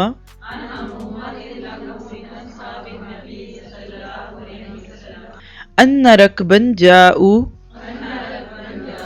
الی النبی صلی اللہ علیہ وسلم یشہدون انہم راؤوا الہلال بالامس فأمرهم أن يفطروا وإذا أصبحوا يغدوا إلى مصلاهم۔ حضرت ابو عمیر بن انس اپنے چچاؤں سے جو کہ اصحاب نبی میں سے تھے روایت کرتے ہیں کہ بعض سوار نبی اکرم کی خدمت میں حاضر ہوئے اور گواہی دی کہ انہوں نے گزشتہ روز شوال کا چاند دیکھا ہے، چنانچہ رسول اللہ نے صحابہ کرام کو حکم دیا کہ وہ روزہ توڑ دیں اور فرمایا کہ لوگ کل صبح نماز عید کے لیے عیدگاہ میں آئیں۔ اسے ابو داؤد نے روایت کیا۔ یہاں بھی دیکھیے کہ اسلام کی ایک بہت ہی پیاری چیز ہمیں دکھ رہی ہے کہ کس طریقے سے لوگوں کی مجبوریوں کا اور ان کے پہنچ میں کسی چیز کے نہ ہونے کا خیال کرتا ہے۔ کہ رمضان تھے، لوگ منتظر تھے رات کو چاند دیکھنے کے، نہیں دکھا بادلوں کی وجہ سے، کوئی اور بھی وجہ ہو سکتی ہے، اب لوگوں نے تراویح پڑھی، سحری کھائی اور یہ روزہ رکھ لیا۔ اگلے دن صبح اٹھ کے کوئی شخص کھلے میدانوں سے، جگہ سے، ادھر سے ادھر سے، قریب کی جگہ سے آتا ہے، کیونکہ اس دور میں ٹیکسٹ میسج نہیں تھے، پیجرز نہیں تھے، سیل فون نہیں تھے، انٹرنیٹ نہیں تھا کہ ایک لمحے میں کہیں دکھے تو پوری دنیا میں خبر دے دی جائے۔ اب وہ آ کے بتاتا ہے کہ نہیں میں نے دیکھا تھا۔ اب وہ ایک شخص ہے صرف دیکھنے والا اور عادل ہے، اس کے اوپر کوئی شک نہیں ہے، تو اس کے اس گواہی دینے کی بنیاد پہ پھر اس دن کو عید کا دن منایا جائے گا۔ اگر 12 سے یعنی زوال کے وقت سے پہلے کا وقت ہو تو سب جمع ہو کے عید کی نماز پڑھ لیں گے، اور اگر اس کے بھی بعد ایون پتہ چلتا ہے تو روزہ تو کھول دیں گے لیکن عید کی نماز اگلے دن پڑھیں گے۔ کیا پتہ چلا؟ آج کا دور ہو تو کتنے دھڑے بن چکے ہوں۔ اس وقت دنیا میں جو ہر رمضان اور ہر عید الاضحیٰ سے پہلے جو جھگڑا اٹھتا ہے وہ یہی دکھتا ہے کہ ہم عید کس دن کریں، یہاں کے چاند سے کریں یا سعودی عرب کے چاند سے کریں، اور اس طرح کی کہانیاں کرا کے امت ٹوٹی پڑی ہے۔ یعنی اس وقت تو مجھے لگتا ہے کہ سسکیاں نکل رہی ہیں امت کی صرف ہمارے یہ چھوٹے چھوٹے جھگڑوں سے۔ ہو گیا، ہر دن عید ہے، کوئی بڑی بات نہیں ہے، کوئی حلال اور حرام کا مسئلہ نہیں ہے۔ عید کی نماز جو سنت نماز ہے اس کے لیے تو اتنا جھگڑتے ہو، اور اسی دن فجر کی نماز پتہ نہیں کتنوں نے پڑھی نہیں ہے۔ تو ان چھوٹی چھوٹی باتوں کو بنیاد نہیں بنانا چاہیے، ہو جائے گی اگلے دن۔ اس کی وجہ سے اب دیکھیں کہ کتنے اختلافات ہیں، ایک بندہ روزے سے گھر میں، دوسرا عید منا رہا ہے، دوسرے دن دوسرا کہتا ہے کہ عید کی وجہ سے روزہ حرام ہے، تم کیسا روزہ رکھ رہے ہو؟ جھگڑے شروع ہوں گے نا۔ تو ان معاملات میں دل کو کھلا رکھنا چاہیے، بہت زیادہ اس کے اوپر بحث مباحثہ نہیں کرنا چاہیے۔ عیدین کی نماز تاخیر سے پڑھنا ناپسندیدہ ہے۔ عید الفطر کی نماز کا وقت اشراق کی نماز کا وقت ہے۔ ان عبداللہ بن بسر رضی اللہ عنہ صاحب رسول اللہ صلی اللہ علیہ وسلم انہ خرج مع الناس فی یوم عید فطر او اضحیٰ فانکر ابطاء الامام وقال انا كنا قد فرغنا ساعتنا هذه وذلك حين التسبیح۔ رسول اللہ کے صحابی عبداللہ بن بصر روایت کرتے ہیں کہ وہ عید الفطر یا عید الاضحیٰ کی نماز کے لیے لوگوں کے ساتھ عیدگاہ روانہ ہوئے تو آپ یعنی عبداللہ بن بصر نے امام کے نماز میں دیر کرنے پر ناپسندیدگی کا اظہار کیا اور فرمایا ہم تو اس وقت نماز پڑھ کر فارغ ہو جاتے تھے، وہ اشراق کا وقت تھا۔ اسے ابو داؤد اور ابن ماجہ نے روایت کیا، اور سب جانتے ہیں کہ اشراق کا وقت بالکل سن رائز کے بعد کا ہوتا ہے، یعنی سورج جب نکلتا ہے کھل جاتا ہے، ابھی سورج میں وہ حدت اور تیزی نہیں آتی، تو جہاں سب سے پہلے ہو وہ بہترین وقت ہوتا ہے، اور جتنا ڈیلے کریں گے وہ وقت پھر یعنی آگے سے زیادہ آگے چلتا جائے گا، تو بہرحال زیادہ ڈیلے نہیں کرنا چاہیے۔ اور اس میں بھی آتا ہے کہ خاص طور پہ پھر دونوں نمازوں میں عید الاضحیٰ کی نماز اور جلدی پڑھنی چاہیے، وہ تو بس فجر کے تھوڑی ہی دیر بعد جب ذرا سورج نکلنا شروع ہو تو پڑھ لیں، کیونکہ اس کے بعد لوگوں نے قربانی کرنی ہوتی ہے، اور عید الفطر جو ہے وہ اس کی نسبت تھوڑا سا وقت آگے کیا جائے گا۔ عید کا آتے جاتے وقت تکبیریں پڑھنا سنت ہے۔ عن ابن عمر رضی اللہ عنہما انہ کان یغدو الی المصلی یوم الفطر اذا طلعت الشمس فیکبر حتی یاتی المصلی ثم یکبر بالمصلی حتی اذا جلس الامام ترک التکبیر۔ حضرت ابن عمر عید کے دن صبح صبح سورج نکلتے ہی عیدگاہ تشریف لے جاتے اور عیدگاہ تک تکبیریں کہتے جاتے، پھر عیدگاہ میں بھی تکبیریں کہتے رہتے، یہاں تک کہ جب امام بیٹھ جاتا تو تکبیریں کہنی چھوڑ دیتے۔ اسے شافعی نے روایت کیا۔ تکبیر کیا ہے؟ ویسے تو دو تین مختلف ہیں، لیکن جو سب سے مختصر ہے وہ کیا ہے؟ اللہ اکبر، اللہ اکبر، لا الہ الا اللہ واللہ اکبر، اللہ اکبر وللہ الحمد۔ تو اب دیکھیں کہ تکبیرات پڑھنا اللہ تعالیٰ کی بڑائی کو ثابت کرتا ہے، اور صحابہ کرام بازاروں میں گلیوں میں نکل جاتے تھے زیادہ سے زیادہ تکبیرات کہنے کو، خاص طور پہ جو ذی الحج کے شروع کے دن ہوتے ہیں جب عید الاضحیٰ سے پہلے، تو یہ بھی چیز آج ہمارے پاس کافی کم ہو گئی۔ جہاں عید کا نام آتا ہے ساتھ ہی نئے کپڑے، چوڑیاں، مہندی اور سوئیاں، شیر خورمہ، بڑی بڑی دعوتیں اور فن کے نام پہ پروگرامز کو اٹینڈ کرنا آتا ہے، لیکن کچھ ایسی چیزیں ہوتی ہیں جو واقعی دین نے ہمیں جو دیں، جس سے ہم خود بھی اپنے دلوں کو اللہ کے ساتھ زیادہ جوڑ سکتے ہیں اور اپنی اولادوں کو۔ تو کوشش کیجئے کہ عید کے وقت یہ مسنون تکبیرات خود بھی پڑھیں، بچوں کو پڑھائیں، اب CDs میں بھی آتی ہیں، کیسٹس میں ہے، لکھی بھی لگا دیں، خود پڑھیں گے، بچے بھی دیکھ کے پڑھیں گے تو انشاءاللہ فائدہ ہوگا۔ اگر کسی کو عید کی نماز نہ مل سکے یا بیماری کی وجہ سے عید گاہ نہ جا سکے تو 2 رکعت تنہا ادا کر لینی چاہیے۔ امر انس بن مالک رضی اللہ عنہ مولاہ ابن ابی عتبۃ بالزاویۃ فجمع اہلہ وبنیہ وصلى كصلاة أهل المصر وتكبيرهم وقال إكرمة أهل السواد يجتمعون في العيد يصلون ركعتين كما يصنع الإمام وقال عطاء اذا فاتح العید صلی رکعتین۔ حضرت انس بن مالک نے اپنے غلام ابن ابو عتبہ کو زاویہ گاؤں میں نماز پڑھانے کا حکم دیا تو ابن ابو عتبہ نے ان کے گھر والوں اور بیٹوں کو جمع کیا اور سب نے شہر والوں کی تکبیر کی طرح تکبیر اور نماز کی طرح نماز پڑھی۔ اکرمہ نے کہا کہ گاؤں کے لوگ عید کے روز جمع ہوں اور 2 رکعت نماز پڑھیں جس طرح امام پڑھتا ہے، اور عطا رحمہ اللہ نے کہا جب کسی کی نماز عید فوت ہو جائے تو 2 رکعت نماز ادا کر لے۔ اسے بخاری نے روایت کیا۔ تو یہ تھے عید کے مسائل. کوئی بات جو اس موضوع سے متعلق ہو تو آپ لوگ پوچھ سکتے ہیں. جی آپ پلیز. ان کا سوال ہے کہ گھر میں اگر کوئی پڑھتا ہے نہ جا سکنے کی وجہ سے تو کیا نیت کرے؟ بس 2 نفل عید کی نماز کی نیت. نماز تو وہ ہو گئی جو وہاں ہوئی، بس 2 رکعت پڑھ لے نفلوں کی نیت سے. جی آپ. کہ بغیر مجبوری کے نہیں پڑھنی چاہیے کہ چلو بھئی نہیں جاتے، اب رخصت تو پتہ چل گئی کہ گھر میں پڑھ لیں. ہم اگر مسئلے کو دیکھیں تو اگر کسی کو عید کی نماز نہ مل سکے، یہ کب ہوگا؟ گئے، چھٹ گئی، وقت میں گڑبڑ ہوئی، ٹریفک میں پھنس گئے، رش بہت تھا، کوشش کی نا. اور دوسری چیز ہے بیماری، کوئی ایسی تکلیف تھی کہ آپ بستر سے اٹھ نہیں سکے.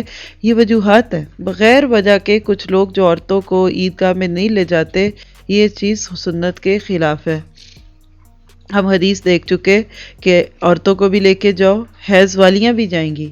آپ سوچئے جب پیریڈز والی عورت وہاں جائے گی تو پھر جو نہیں پیریڈ سے اس کا جانا تو زیادہ ہی اس سے اہم ہوگا نا. اور چونکہ یہ کھلے میدان میں ہوتی ہے تو اس سے یہ بھی مسئلہ نہیں کہ عورت نماز کی جگہ پہ اور مسجد میں کیسے انٹر ہو. بلکہ ایک حدیث میں تو آتا ہے کہ صحابیہ نے پوچھا کہ اگر کسی کے پاس چادر نہ ہو پھر کیا کرے؟ تو آپ نے کہا کہ اپنی ہمسائی کی چادر کو شیئر کر لے. پھر بھی نہیں کہا کہ کھلے ہم چلے جاؤ.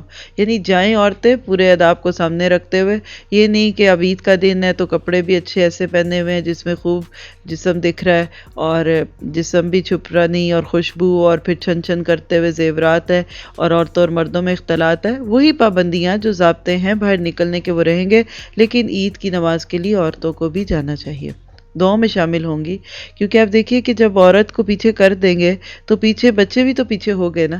آپ خود اپنے آپ کو چیک کریں، جو لوگ جاتے ہیں عید کی نمازوں کے لیے، بچپن کی چیزیں آپ کے ذہنوں میں. میں تو لفظ عید پڑھتی ہوں نا تو مجھے وہ بہت بچپن کی عیدیں یاد آ جاتی ہیں جو ہم کسی اپنے یعنی سب رشتہ داروں کے ساتھ جا کے مل کے کرتے تھے. بڑے ہونے کے بعد کتنی عیدیں آئی ہیں وہ نہیں یاد آتی. جو ہی عید کا لفظ آتا ہے عید کی نماز، وہ بچپن سے لے کے اپنی جوانی کی، اور جو جیسے یعنی گھر والوں کے ساتھ نماز پڑھتے ہیں. تو جو مائیں نہیں جاتی، جن کی بچیاں نہیں جاتی، تو ان سے میں نے سنی ہے بات، وہ کہتی ہیں ہمیں تو پتہ ہی نہیں چلتا عید آئی ہے نہیں. صبح اٹھے ایسے ہی گندے مندے، نہ کپڑے بدلے نہ کچھ کیے، گھر میں کام میں لگ گئے، سارا دن کوکنگ کرتے رہے، شام تک کچن میں رہے، مہمان آتے رہے جاتے رہے اور دن ختم ہو گیا. آپ صبح اٹھ کے جب صاف ستھرے ہوتے ہیں، غسل کرنا مسنون ہے، آپ اچھے صاف کپڑے پہنے، نئے کپڑے پہننا بھی سنت ہے عید کے دن. پھر آپ صبح اٹھتے ہی جب گھر سے نکلتے ہیں اتنے لوگوں کو دیکھتے ہیں، ایک دم دل میں خوشی ہوتی ہے. حالانکہ اس وقت اٹھنا کچھ لوگوں کو بڑا مشکل لگتا ہے جن کو دیر تک سونے کی عادت ہے، لیکن کچھ نہ کچھ چینج کرتے ہیں تو پھر اسی کی وجہ سے ہمیں اس کام کو کر کے خوشی بھی ہوتی ہے نا. کچھ ڈیفرنٹ ہوتا ہے اس دن سے. بعض لوگ ساری رات جاگتے ہیں مہندی لگانے کے لیے، چوڑیاں پہننے کے لیے، اور بعض تو مرد بھی ان کے بزنس ایسے ہوتے ہیں کہ ساری رات ان کی چاند رات چل رہی ہوتی ہے اور فجر کے عین وقت پہ آ کے سو جاتے ہیں، اور پھر نہ فجر نہ عید گئی. تو بہرحال اللہ تعالیٰ سے دعا ہے کہ وہ ہمیں سنتوں کو بھی اسی طرح ماننے والا بنا دے جیسے کہ ہم دوسری چیزوں کو لیتے ہیں. تو یہاں پہ یہ موضوع پورا ہوا. کچھ اس کے مسائل اسی سیریز کی کتاب جو ہے روزوں کے مسائل، اس میں بھی آئیں گے انشاءاللہ تعالی.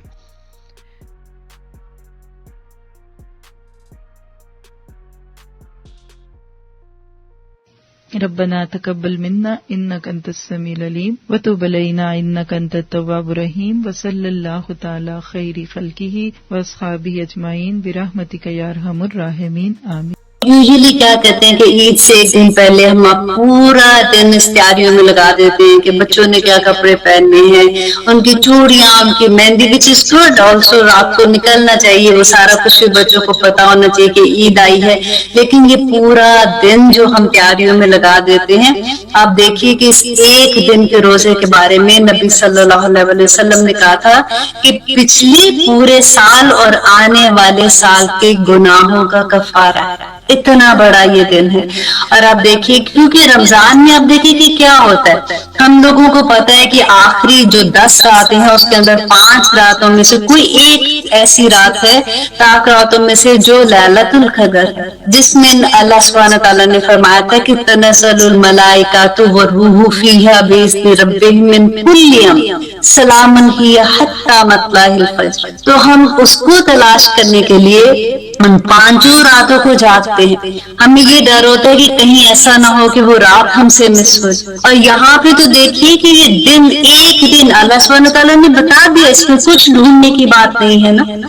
عرفہ کا دن ہے, اس دن جو لوگ وہاں پہ ہیں ان کی تو دعائیں پوری ہو رہی ہیں, لیکن جو پیچھے ہیں اللہ سبحانہ تعالیٰ نے ان کے لیے بھی یہ دن رکھ دیا کہ وہ اس دن روزہ رکھتے ہیں اور اس دن اللہ سبحانہ تعالیٰ سے دعائیں کرتے ہیں. اب ہمیں کرنا کیا ہے اس سارا دن میں؟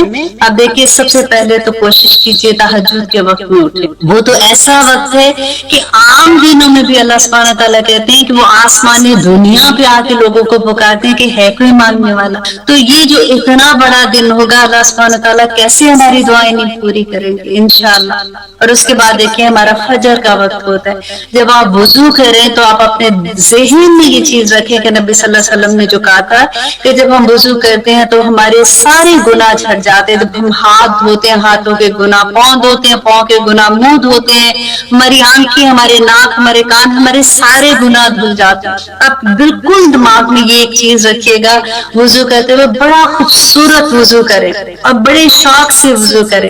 اس کے بعد جب آپ نماز پڑھتے ہیں تو کوشش کریں کہ لمبا قیام اور لمبے سجود کریں, سجدوں میں اللہ سبحانہ تعالیٰ سے دعائیں مانگیں.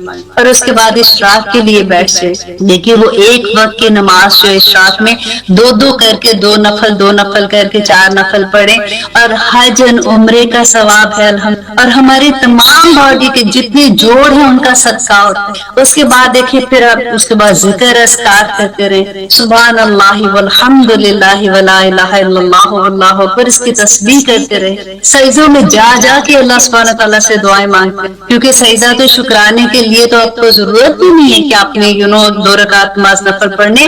آپ جس بھی حالت میں ہیں آپ اپنی تسبیح پڑھ رہے ہیں اور ساتھ ہی آپ سجدے میں چلے جائیں اور وہاں بھی تسبیح پڑھتے رہیں اور اللہ سبحانہ تعالیٰ سے دعائیں مانگے کہ اللہ سبحانہ تعالیٰ میری یہ دعائیں قبول کر. اس کے بعد آپ دیکھیے کہ پھر نماز یا پھر تسبیح آپ اپنے گھر میں تکبیرات لگائیں تاکہ بچوں کو عادت ہو وہ بھی ساتھ ساتھ پڑھیں اس کے. اور پھر جب کیونکہ اس دن تو کھانا نہیں ہوتا, سب کا روزہ ہوتا ہے, لیکن جب پھر آپ نے روزہ افطاری کے لیے اپنے کھانا بنانا ہے تو پھر آپ یہ کوشش کریں کہ آپ جو آپ کی نیت ہوگی کہ میں نے ساری فیملی جس نے روزہ رکھا اس کے لیے میں کھانا بنا رہی ہوں, تو دیکھیں اس کا ثواب کتنا ہو.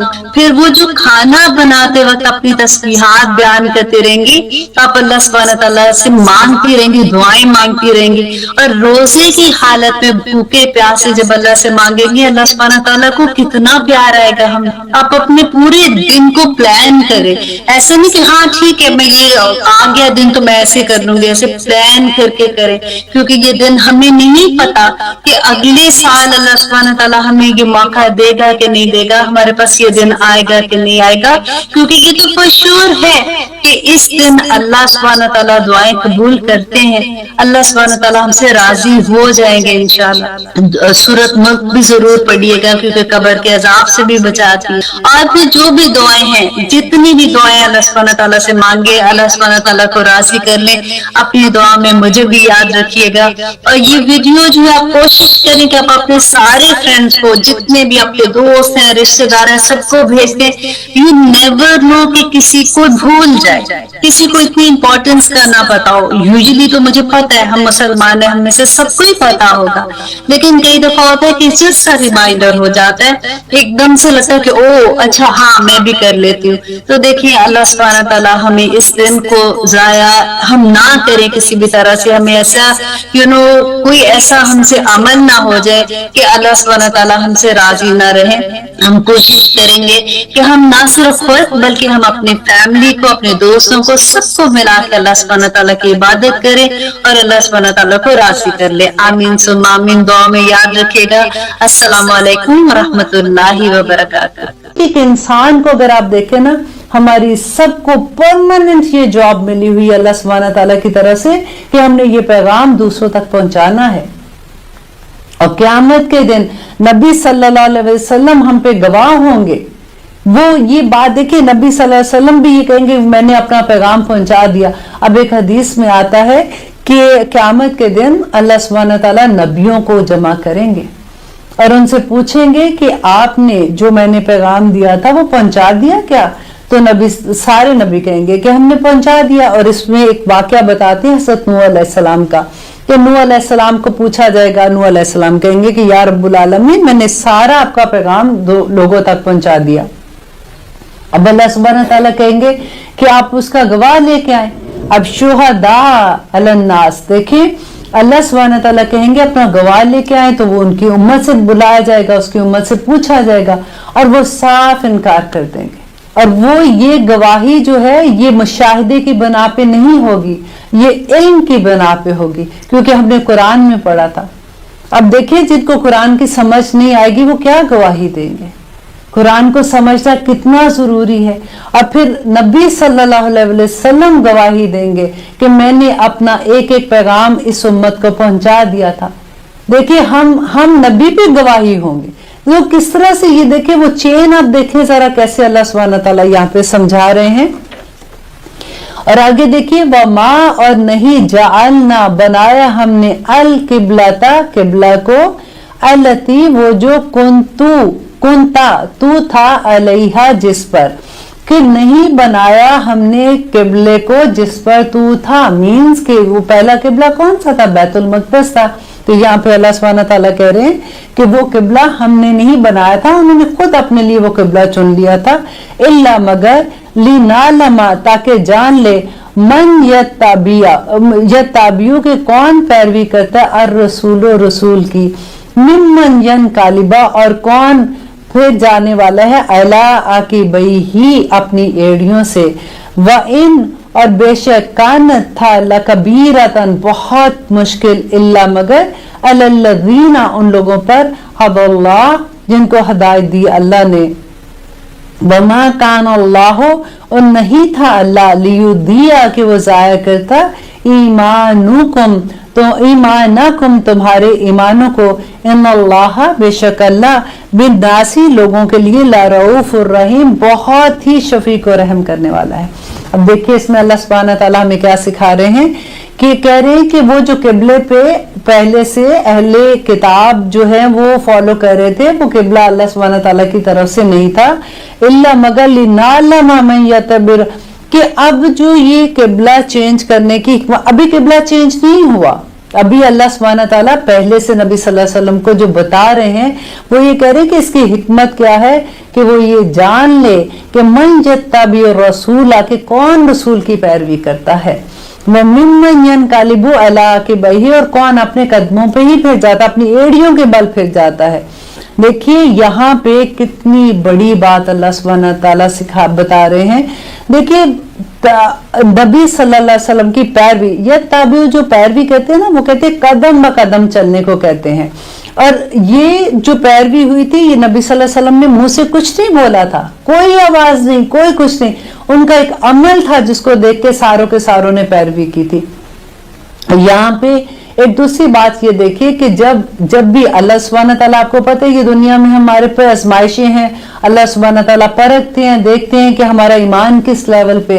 जो लोग मक्का में थे मुसलमान, उन्होंने तो वो अपने इम्तिहान में पूरे उतर चुके हुए थे, अल्हम्दुलिल्लाह, उन्होंने तो इतनी सख्तियां झेल के भी ला इलाहा इल्लल्लाह का कलमा बुलंद किया था।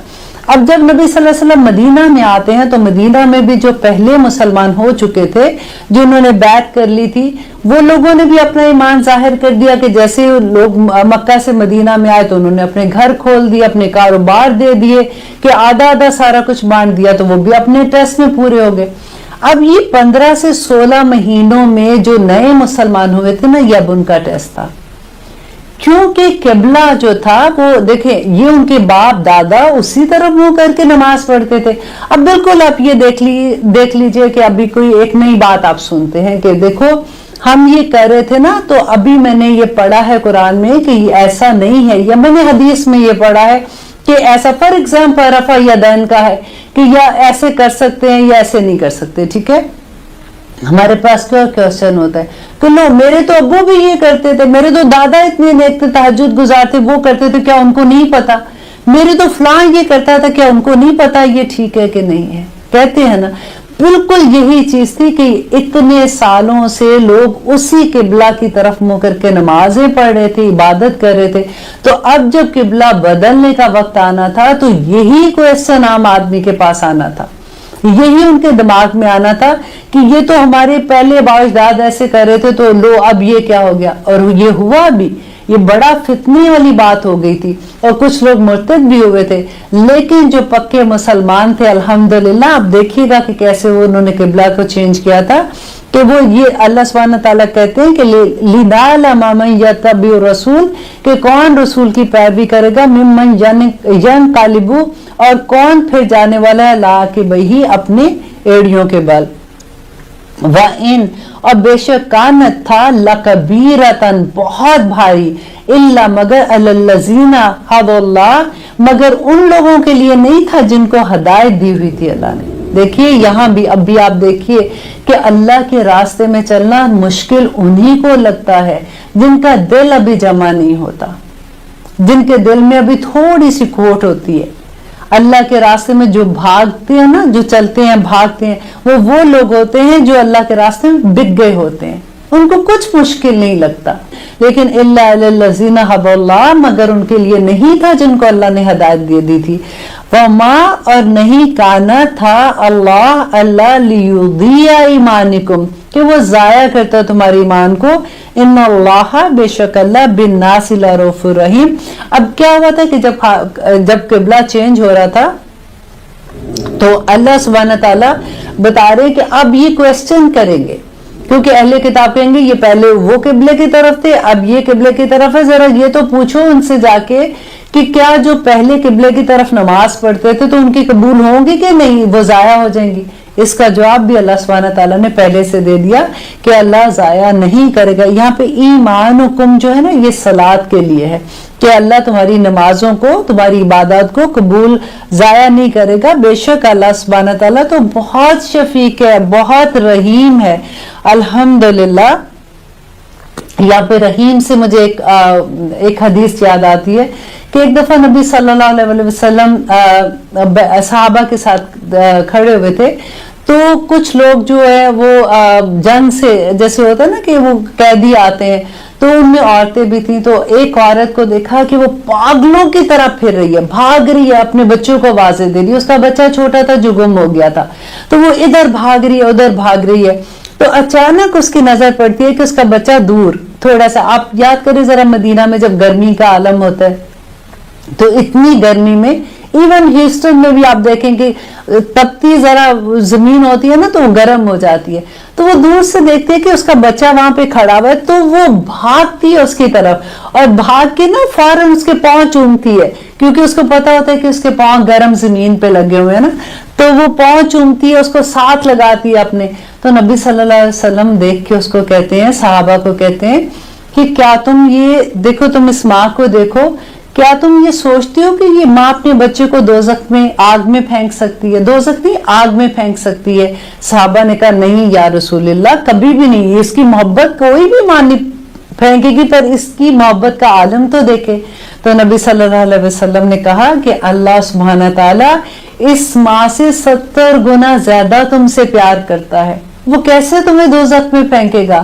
پھر اللہ سبحانہ تعالیٰ اسی لیے تو کہتے ہیں کہ انسان مجھے کیا مصیبت پڑی ہے میں تجھے تکلیف میں ڈالوں، تیرے اپنے اعمال ہی ایسے ہیں کہ تو اپنے آپ کو اس طرف لے کے جاتا ہے۔ انشاءاللہ یہ سفر جیسے جیسے آگے چلے گا، آپ دیکھیے گا کہ اللہ سبحانہ تعالیٰ کس طرح سے بندے کو مناتے ہیں، کس طرح سے اس کو کہتے کہ یہ نہ کر، کیونکہ یہ جو تھوڑی سی زندگی اس دنیا میں امتحان کی ہے، اللہ سبحانہ تعالیٰ کہتے ہیں کہ اس میں پاس ہو جو کسی طرح سے، وہ جیسے ایک ٹیچر نہیں ہوتا کہ امتحان کے کمرے میں اس کا دل چاہتا ہے کہ یہ میرا اتنا فیورٹ اسٹوڈنٹ ہے، یہ پاس ہو جائے کسی طرح سے، یہ کیا کر رہا ہے، یہ کیا نہیں کر رہا، تو اس کا پورا دل ہوتا ہے کہ بالکل اسی طرح سے اللہ سبحانہ تعالیٰ بھی چاہتے ہیں کہ انسان اس دنیا سے آسانی کے ساتھ نکل جائے تاکہ آخرت میں جنتوں کا حقدار بن جائے۔ کیونکہ دیکھیے اللہ سبحانہ تعالیٰ تو انصاف پسند ہے نا، ایسا نہیں ہے کہ ہم دنیا میں غلط کام کریں گے اور وہاں پہ اللہ سبحانہ تعالیٰ ہمیں ایسی ہی ساری چیزیں دے دیں گے، وہ ان کے اللہ سبحانہ تعالیٰ چاہتے ہیں کہ بندہ اس امتحان میں کامیابیوں کے ساتھ آگے گزر جائے۔ امتحان اتنے مشکل بھی نہیں آتے ہیں، جب آپ ایک دفعہ بک جاتے ہیں اللہ سبحانہ تعالیٰ کے سامنے، پھر اللہ دیکھیں وہ کہتے ہیں نا کہ مصیبتیں تمہارے اوپر جو مصیبت آتی، آزمائش اور مصیبت کا فرق میں نے آپ کو پہلے بھی بتایا تھا. جب انسان میں مصیبتیں آتی ہیں تو اللہ سبحانہ تعالیٰ بتاتے ہیں نا کہ اس کی وجہ کیا ہے. بس آپ یہ سمجھ لیجئے کہ پہلے سے ہی جھک جاؤ، اس سے پہلے کہ مصیبت آ جائے اور پھر جھکو، وہ بڑا مشکل ہے، آنیسٹلی بہت مشکل ہے. پہلے سے جھک جاؤ گے تو مصیبتیں نہیں آئیں گی، آزمائشیں اتنی مشکل نہیں ہوتی ہیں، نکل جاتے ہیں بندے بڑے آرام سے، کیونکہ اس میں بھی ہم اللہ کی مدد مانگ رہے ہوتے ہیں، دعائیں بھی اسی سے کر رہے ہوتے ہیں. اللہ سبحانہ تعالیٰ وہ ادھر سکون بھی ڈالتا رہتا ہے ساتھ ساتھ. تو وہ جب سفر ختم ہوتا ہے نا مصیبت کا، آزمائش کا، تو اس سفر میں بھی اللہ سبحانہ تعالیٰ آپ کو اتنے اجر دیتا ہے، اللہ مع الصابرین کے صبر دیتا ہے کہ میں تمہارے ساتھ ہوں، یہ سب کچھ ہو رہا ہے تمہارے ساتھ جو بھی. اور وہ مشکل نہیں لگتا، دیکھنے والوں کو مشکل لگ رہی ہوتی ہے، لیکن جو بندہ جو اللہ کا بندہ ہے، جو وہ اس مشکل میں ہوتا ہے نا، وہ بڑے آرام سے نکل جاتا ہے. یہ بڑی بات سمجھنے والی ہے، اور انشاءاللہ جیسے جیسے ہمیں سمجھ آئے گی ویسے ویسے محبت ہوتی ہے اللہ سبحانہ تعالیٰ کی. ایک ایک چیز سے، ایک ایک آزمائش سے محبت ہو جاتی ہے کہ بندے کو ہوتا ہے کہ مجھے یہ آزمائش آئی ہے تو میرا، دیکھیں اگر ہم ایک کلاس میں ہیں تو اگلی کلاس میں جانے کے لیے ہمیں ٹیسٹ تو دینا پڑے گا نا. ایسے تو ہو نہیں سکتا کہ ہم اگر 9th میں ہیں تو 10th میں ایسے ہی گھس جائیں گے، یہ 10th کے بعد کالج میں ایسے ہی گھس جائیں گے. ہر لیول پہلے سے مشکل ہوگا، ٹیسٹ تو دینا پڑے گا. اس ٹیسٹ میں اور اللہ سبحانہ تعالیٰ کی محبت کی انتہا دیکھیے کہ وہ ٹیسٹ سے پہلے بتا بھی رہے ہیں کہ تم نے کیا کیا کرنا ہے. دیکھو اگر تم تھوڑا سا پھسل گئے تو واپس کیسے اس پہ آنا ہے، اور کیسے تم نے اس ٹیسٹ سے آسانی کے ساتھ گزرنا ہے. لیکن ہمیں یہ کب پتہ چلے گا؟ جب ہم اس کتاب کو کھولیں گے، جب اس کتاب کو ہم ہدایت کی کتاب سمجھیں گے. ہم نے اس کو برکت کی کتاب بنا لی ہے، آف کورس اس میں برکتیں ہیں، لیکن آپ دیکھیے اصل مقصد اس کا جو ہے وہ ہدایت ہے. وہ یہ راستہ ہے ہمارا جنت میں جانے کا کہ ہم نے کس طرح سے جنتوں کے راستوں پہ چلنا ہے. جب ہمارے پاس نیویگیشن ہی نہیں ہے، ہم سڑک پہ دیکھے گاڑی چلا رہے ہیں، ہمیں جانا ہے ایک جگہ سے، فار ایگزامپل اے سے بی کی طرف جانا ہے، ہم سوچیں گے کہ گاڑی تو چل رہی ہے خود ہی لے جائے گی، ہم مشرق کی طرف جا رہے ہیں یا مغرب کی طرف جا رہے ہیں، کبھی منزل کی طرف پہنچیں گے؟ نہیں پہنچیں گے.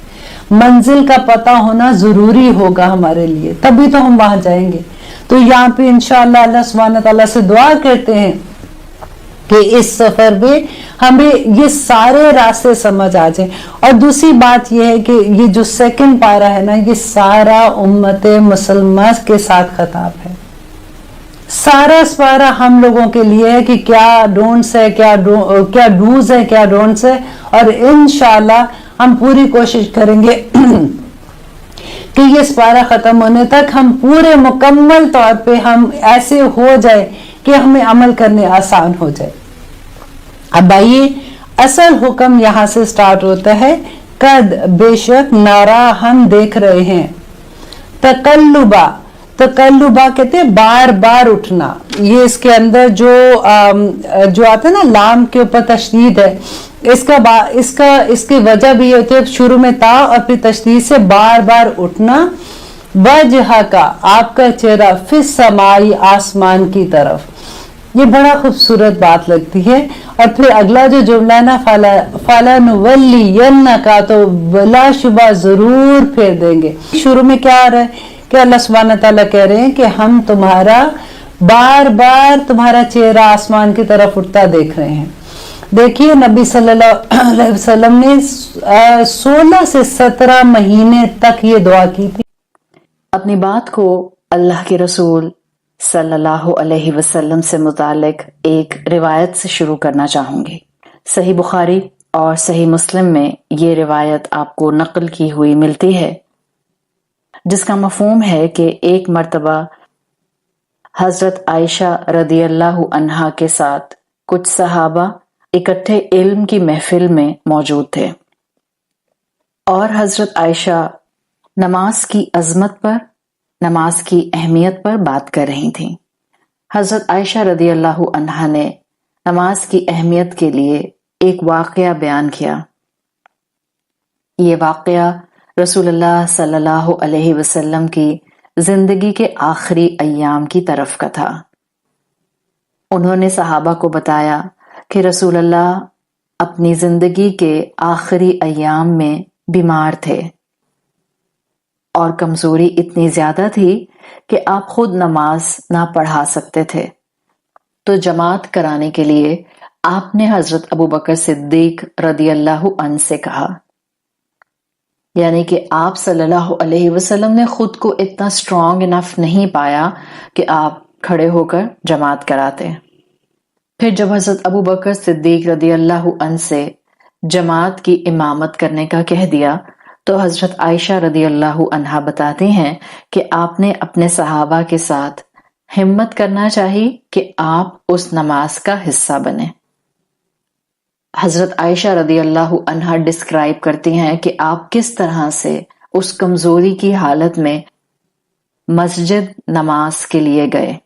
کیفیت یہ تھی کہ آپ صلی اللہ علیہ وسلم نے اپنے دونوں بازو دو صحابہ کے شولڈرز پر رکھے، یعنی دو صحابی رسول اللہ صلی اللہ علیہ وسلم کو ہیلپ کر رہے تھے کہ وہ اپنے حجرے سے نکل کر مسجد تک جا سکیں۔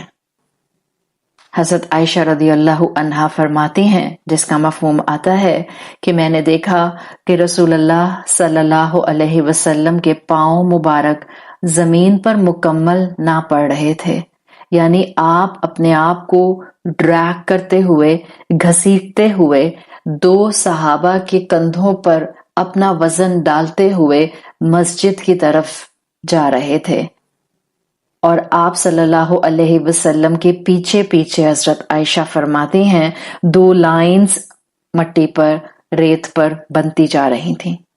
رسول اللہ صلی اللہ علیہ وسلم کی اس کیفیت کو حضرت عائشہ کی اس نریشن سے سن کر یہ اندازہ تو ہمیں ہو رہا ہے کہ نماز کی رسول اللہ کے لیے کیا حیثیت تھی۔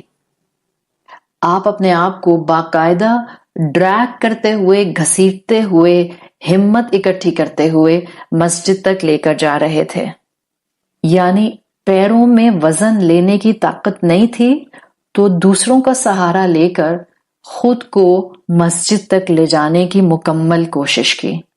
اس روایت سے بھی نماز کی اہمیت کا اندازہ ہوتا ہے۔ آپ صلی اللہ علیہ وسلم فرمایا کرتے تھے، جو علت قرۃ عینی فی الصلاۃ، میری آنکھوں کی ٹھنڈک نماز میں رکھی گئی ہے۔ صحیح مسلم کی ایک اور نیریشن ہے، ایک اور روایت ہے جس کا مفہوم آتا ہے، حضرت جابر رضی اللہ عنہ کہتے ہیں کہ ہم جنگ کے میدان میں تھے، جوہینہ کے لوگوں سے جنگ ہو رہی تھی اور بہت ہی انٹینس جنگ ہو رہی تھی۔ ظہر کا وقت ہوا، کفار میں سے کسی نے کہا کہ انتظار کرو، یہ مسلمان ہیں اور یہ نماز کبھی نہیں چھوڑتے، یعنی جو مخالف قبیلہ تھا ان کا خیال تھا کہ جب یہ اپنے نبی کے پیچھے نماز کے لیے اکٹھے ہوں گے، ہم اس وقت ان پر اٹیک کر کے، ان پر حملہ کر کے ان کو ختم کر دیں گے۔ یہ ان کا پلاٹ تھا، یہ ان کی چال تھی جو اللہ تعالیٰ نے اپنے حبیب صلی اللہ علیہ وسلم کو جبرائیل علیہ السلام کے تھرو انفارم کروا دی۔ یہاں آپ کو یہ ضرور معلوم ہو رہا ہے کہ کفار تک یہ جانتے تھے کہ مسلمان نماز مس نہیں کرتے، چاہے میدان جنگ کا ہی کیوں نہ ہو۔ جبرائیل علیہ السلام آئے اور رسول اللہ صلی اللہ علیہ وسلم کو انفارم کیا کہ کفار کا یہ پلان ہے۔ رسول اللہ صلی اللہ علیہ وسلم نے اپنی فوج کو 2 گروپس میں ڈیوائیڈ کر دیا، اس طرح کہ کچھ لوگوں نے رسول اللہ کے ساتھ نماز پڑھی اور کچھ نے کھڑے ہو کر نمازیوں کی حفاظت کی، اور پھر دوسرا گروہ آیا اور اس نے نماز پڑھی اور پہلے گروہ نے نمازیوں کی حفاظت کی، یعنی نمازی اور مشرکین کے درمیان میں دوسرا گروہ کھڑا ہو گیا۔ یہ صلاۃ الحرب کہلاتی ہے، صلاۃ الخوف کہلاتی ہے۔ ذرا سوچئے، اس سچویشن میں بھی مسلمان اپنی نمازوں کی نہ صرف فکر کر رہے ہیں جبکہ حالت جنگ ہے، جنگ کا ڈائریکٹ میدان ہے، بلکہ نماز کے ساتھ ساتھ وہ جماعت میں نماز کا اہتمام کر رہے ہیں، وہ جماعت کو بھی مس نہیں کر رہے۔ اس سے ہمیں نماز کی اہمیت کا پتہ چلتا ہے۔ نماز کی اہمیت کئی اور مختلف روایات سے ہمارے سامنے آتی ہے۔ صحیح مسلم کی ایک اور حدیث آتی ہے جس کے مفہوم کے مطابق ایک مرتبہ ایک صحابی رسول اللہ صلی اللہ علیہ وسلم کے پاس آئے، اور یہ نابینا صحابی تھے۔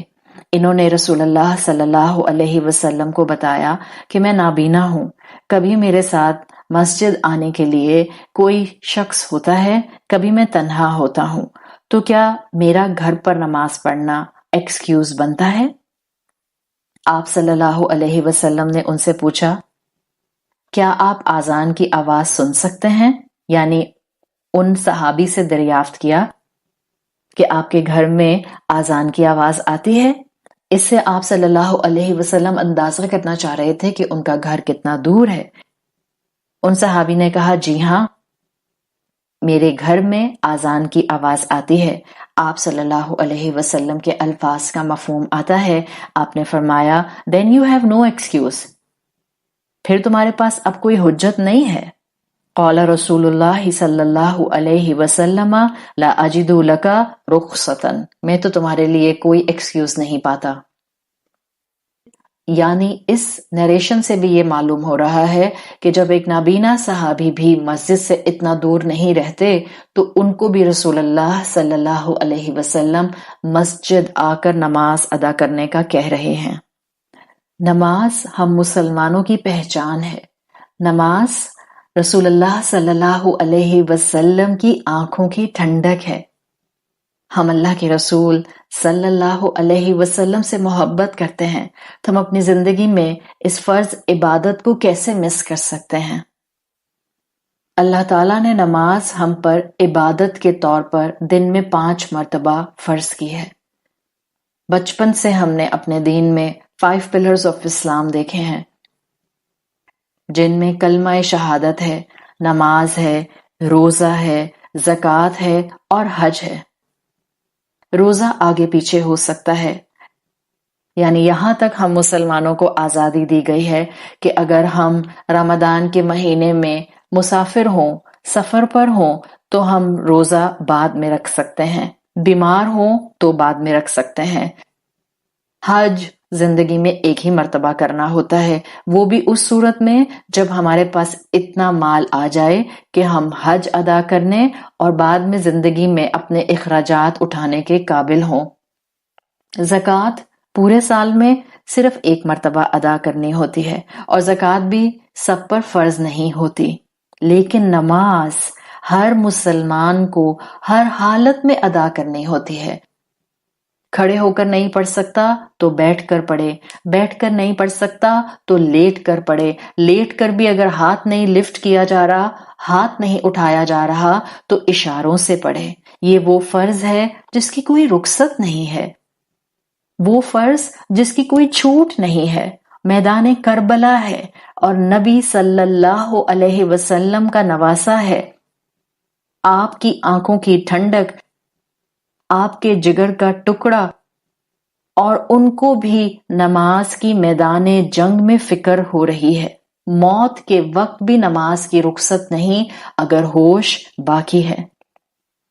نواسہ رسول تو وہ تھے جن کے لیے جنت لکھ دی گئی تھی، مگر ان کو بھی امت کو پیغام دینا تھا کہ اس حال میں بھی نماز معاف نہیں ہے۔ تو آپ پر اور مجھ پر حالت صحت میں، خوشیوں میں، زندگی کو انجوائے کرتے ہوئے، یہاں سے وہاں بھاگ دوڑ کرتے ہوئے، اپنے روزمرہ کے معاملات کو سنبھالتے ہوئے، school, college, university, office, work place, اپنے کاروبار اور اپنی جاب کو سمیٹتے ہوئے نماز معاف کیسے ہو سکتی ہے؟ نماز کی معافی نہیں ہے۔ اگر اب تک ہم نے نماز نہیں پڑھی تھی، کوئی بات نہیں، ہم آج اپنی زندگی میں اللہ تعالیٰ سے دعا مانگتے ہیں کہ اللہ ہمیں نماز کا پڑھنے والا بنا دیجئے۔ اللہ کے حبیب صلی اللہ علیہ وسلم کو نماز پسند تھی۔ آپ مشکل میں ہوتے تھے تو نماز کی طرف دوڑتے تھے، آپ خوش ہوتے تھے تو نماز کی طرف دوڑتے تھے۔ اللہ تعالیٰ سے تعلق مضبوط کرنے کے لیے ہم جیسے کمزور انسانوں کو نماز دی گئی ہے۔ اللہ کے رسول صلی اللہ علیہ وسلم کی حدیث کا مفہوم آتا ہے کہ اذان دینے والے کا قیامت کے دن بہت اونچا مقام ہوگا۔ حضرت علی رضی اللہ عنہ فرمایا کرتے تھے، جس کا مفہوم آتا ہے کہ کاش میں حضرت حسن اور حضرت حسین رضی اللہ عنہما کے لیے مسجد نبوی کی اذان کی ذمہ داری مانگ لیتا۔ کتنا بڑا مقام ہے اذان دینے والے کے لیے۔ جنگ قادسیہ مسلمانوں کی ہوئی، مؤذن زخمی ہو گیا تو اذان دینے کا سوچ کر مسلمانوں کی لائنز لگ گئیں، ایک کہتا تھا میں دوں گا اور ایک کہتا تھا میں دوں گا، پھر حال یہ ہوا کہ لاٹ نکالی گئی۔ حضرت عمر رضی اللہ عنہ فرمایا کرتے تھے کہ اگر میں خلیفہ وقت نہ ہوتا تو مسجد نبوی کا مؤذن بننا پسند کرتا۔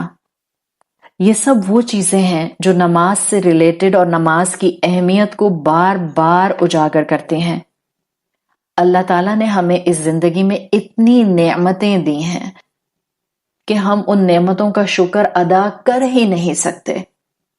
تو مومن بندہ سب سے بہتر عمل یہ کرتا ہے کہ رب کے ہی حکم کے مطابق، رسول اللہ صلی اللہ علیہ وسلم کے سکھائے گئے طریقے کے مطابق دن میں 5 وقت اپنی فرض نماز کو ادا کرتا ہے۔ آج سے کوشش کیجئے کہ آپ اپنی زندگی کے سارے معاملات کریں، لیکن آپ اپنی اس 5 وقت کی نماز کو مس نہ کریں۔ 5 وقت فرض نماز پڑھنے کی ذمہ داری اس وقت نہیں پوری کرنی ہوتی جب ہم اپنی زندگی کی جوانی گزار لیں گے، جب ہم ریٹائرمنٹ کی طرف آ جائیں گے، جب کرنے کے لیے زندگی میں بڑی بڑی ذمہ داریاں نہیں ہوں گی، جب ہم ہسل بسل والے معاملات والے سینیریو سے باہر نکل آئیں گے، تب جا کر اللہ اللہ کریں گے۔ یہ مائنڈ سیٹ بندہ مومن کا نہیں ہوتا۔ بیداری کے یہ چند قدم آج اپنی زندگی میں کچھ ایسے اٹھا لیں کہ جس وقت بھی آپ اس پروگرام کو سن رہے ہیں، آپ اگلی ہی جو بھی نماز کا وقت آئے گا، آپ وضو کریں گے اور اللہ کے حضور اللہ اکبر کہہ کر کھڑے ہو جائیں گے۔ مقصد اللہ کے سامنے حاضری دینا ہے، اللہ کا شکر ادا کرنا ہے، اس کے سامنے سجدہ شکر کرنا ہے، اس کے سامنے دعا کے لیے، عافیت کے لیے ہاتھ اٹھانے ہیں۔ اس کے رسول صلی اللہ علیہ وسلم کی ہدایات کے مطابق اپنی زندگی میں اپنی فرما برداری اور سبمیشن اس کے سامنے شو کرنی ہے۔ اتنی خوبصورت زندگی اللہ کے رسول صلی اللہ علیہ وسلم کی ہمیں نظر آتی ہے کہ آپ نے اپنی زندگی کے ہر دور میں نماز کو تھامے رکھا۔ آپ پر غم کے پہاڑ ٹوٹے یا آپ کے سامنے فتوحات کی خوشیاں آئیں، آپ نے نماز کو کبھی نہ چھوڑا۔ آپ صلی اللہ علیہ وسلم کی زندگی میں آپ کی نماز کی عبادت آپ کا اینکر تھی۔ ایک ایجپشن اسکالر آتے ہیں، مصر کے اسکالر، انہوں نے بہت خوبصورت بات رسول اللہ صلی اللہ علیہ وسلم کے نام مبارک کے ساتھ، اسم مبارک کے ساتھ مینشن کر کے ایسے بتائی کہ آپ کا نام نماز کی اہمیت کو واضح کرتا ہے۔ ان اسکالر نے رسول اللہ صلی اللہ علیہ وسلم کا نام احمد اس طرح سے اپنی کتاب میں مینشن کیا کہ ایک ایک احمد کے نام کا حرف نماز کی پوزیشن کو بتاتا ہے۔ احمد کا لفظ بنتا ہے حمزہ ح میم دال۔ حمزہ جب سیدھی شکل میں الف کی شکل میں لکھا جاتا ہے، اس کو آپ اگر دیکھیں تو الف کی شکل کا حمزہ سٹینڈنگ پوزیشن، قیام کو واضح کرتا ہے۔ ح حمزہ ح ہم لکھتے ہیں ح کا لیٹر بینڈنگ پوزیشن، رکوع کو واضح کرتا ہے۔ میم جو کہ لائن کے اوپر لکھا جاتا ہے، وہ سجدے کی پوزیشن کو مینشن کرتا ہے۔ اور دال جو کہ لائن پر بیٹھا ہوتا ہے، وہ نماز کی حالت تشہد کی کیفیت کو واضح کرتا ہے۔ اس خوبصورتی سے آپ کے نام احمد میں موجود 4 حروف نماز کی 4 کیفیات کی مینیفیسٹیشن ہے۔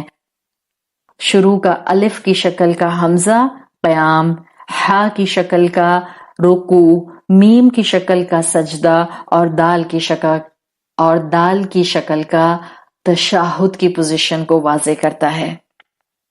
ہم یہ بات رسول اللہ صلی اللہ علیہ وسلم کی احادیث سے جانتے ہیں، جن کا مفہوم آتا ہے کہ روز محشر رسول اللہ صلی اللہ علیہ وسلم اپنے امتیوں کو ان کے اعضاء کے روشن ہونے سے پہچانیں گے۔ اور آپ کے امتیوں کے کون سے اعضاء روشن ہوں گے؟ وہی اعضاء جو ہم وضو کرتے ہوئے واش کرتے ہیں، دھوتے ہیں۔ اللہ کے رسول صلی اللہ علیہ وسلم کے امتیوں کے یہ وضو کے اعضاء قیامت کے دن منور ہوں گے۔ یہ نماز ہی وہ عبادت ہے جس میں بندہ اللہ کے سامنے شکر کرتا ہے، رسول اللہ صلی اللہ علیہ وسلم کی سنت پر عمل کرتا ہے، اپنے مسلمان ہونے کا ثبوت دیتا ہے، دن بھر کے کاموں میں اپنے رب سے ان نمازوں کے اندر گائیڈنس مانگتا ہے۔ جب ہم بار بار سورۃ الفاتحہ پڑھتے ہوئے اہدنا الصراط المستقیم کہتے ہیں، ہم اپنے کاموں کو چھوڑ کر جب نماز کے لیے جاتے ہیں تو ہم اپنے ان کاموں میں بہترین وزڈم، بہترین حکمت، بہترین شعور استعمال کرنے کے لیے اپنے رب سے ہدایت مانگ رہے ہوتے ہیں۔ نماز کا پڑھنا ہمیں گائیڈنس دیتا ہے، نماز کا پڑھنا قبر میں ہمارے لیے مبارک عمل بنے گا، نماز کا پڑھنا انسان کی دعاؤں کی قبولیت کا باعث بنتا ہے، نماز کا پڑھنا انسان کو گناہوں سے بچاتا ہے، اس لیے کہ قرآن میں آتا ہے ان الصلاۃ تنہی عن الفحشاء والمنکر، یقیناً صلاۃ یعنی نماز انسان کو برائیوں سے، بری لینگویج سے، فاؤل لینگویج سے، ابیوسو لینگویج سے اور گناہوں سے روکتی ہے۔ اللہ تعالیٰ سے ہم دعا کرتے ہیں کہ اللہ تعالیٰ ہمیں دن بھر میں 5 وقت کے فرض نمازوں کو پڑھنے کی توفیق عطا فرمائے، ہم اپنے دنیا کے کام اور ذمہ داریاں بھی نبھاتے رہیں، اور ان کے درمیان میں جب نماز کا وقت آ جائے ہم اپنے رب کی اطاعت میں اس کی طرف دوڑیں۔ اور اللہ سے دعا کرتے ہیں کہ اللہ تعالیٰ ہماری زندگیوں میں کبھی بھی یہ 5 وقت کی فرض نماز اجنبی نہ بنے۔ اللہ ہمیں اور ہماری اولادوں کو نماز پڑھنے کی توفیق عطا فرمائیے۔ آئیے بیداری کے یہ چند قدم اٹھاتے ہوئے ابراہیم علیہ السلام کی سنت، رسول اللہ صلی اللہ علیہ وسلم کی سنت اور اپنی آخرت کی نجات کی طرف چند قدم اٹھانے کی کوشش کریں۔ سبحانک اللہم و بحمدک، نشہد ان لا الہ الا انت، نستغفرک و نتوب الیک۔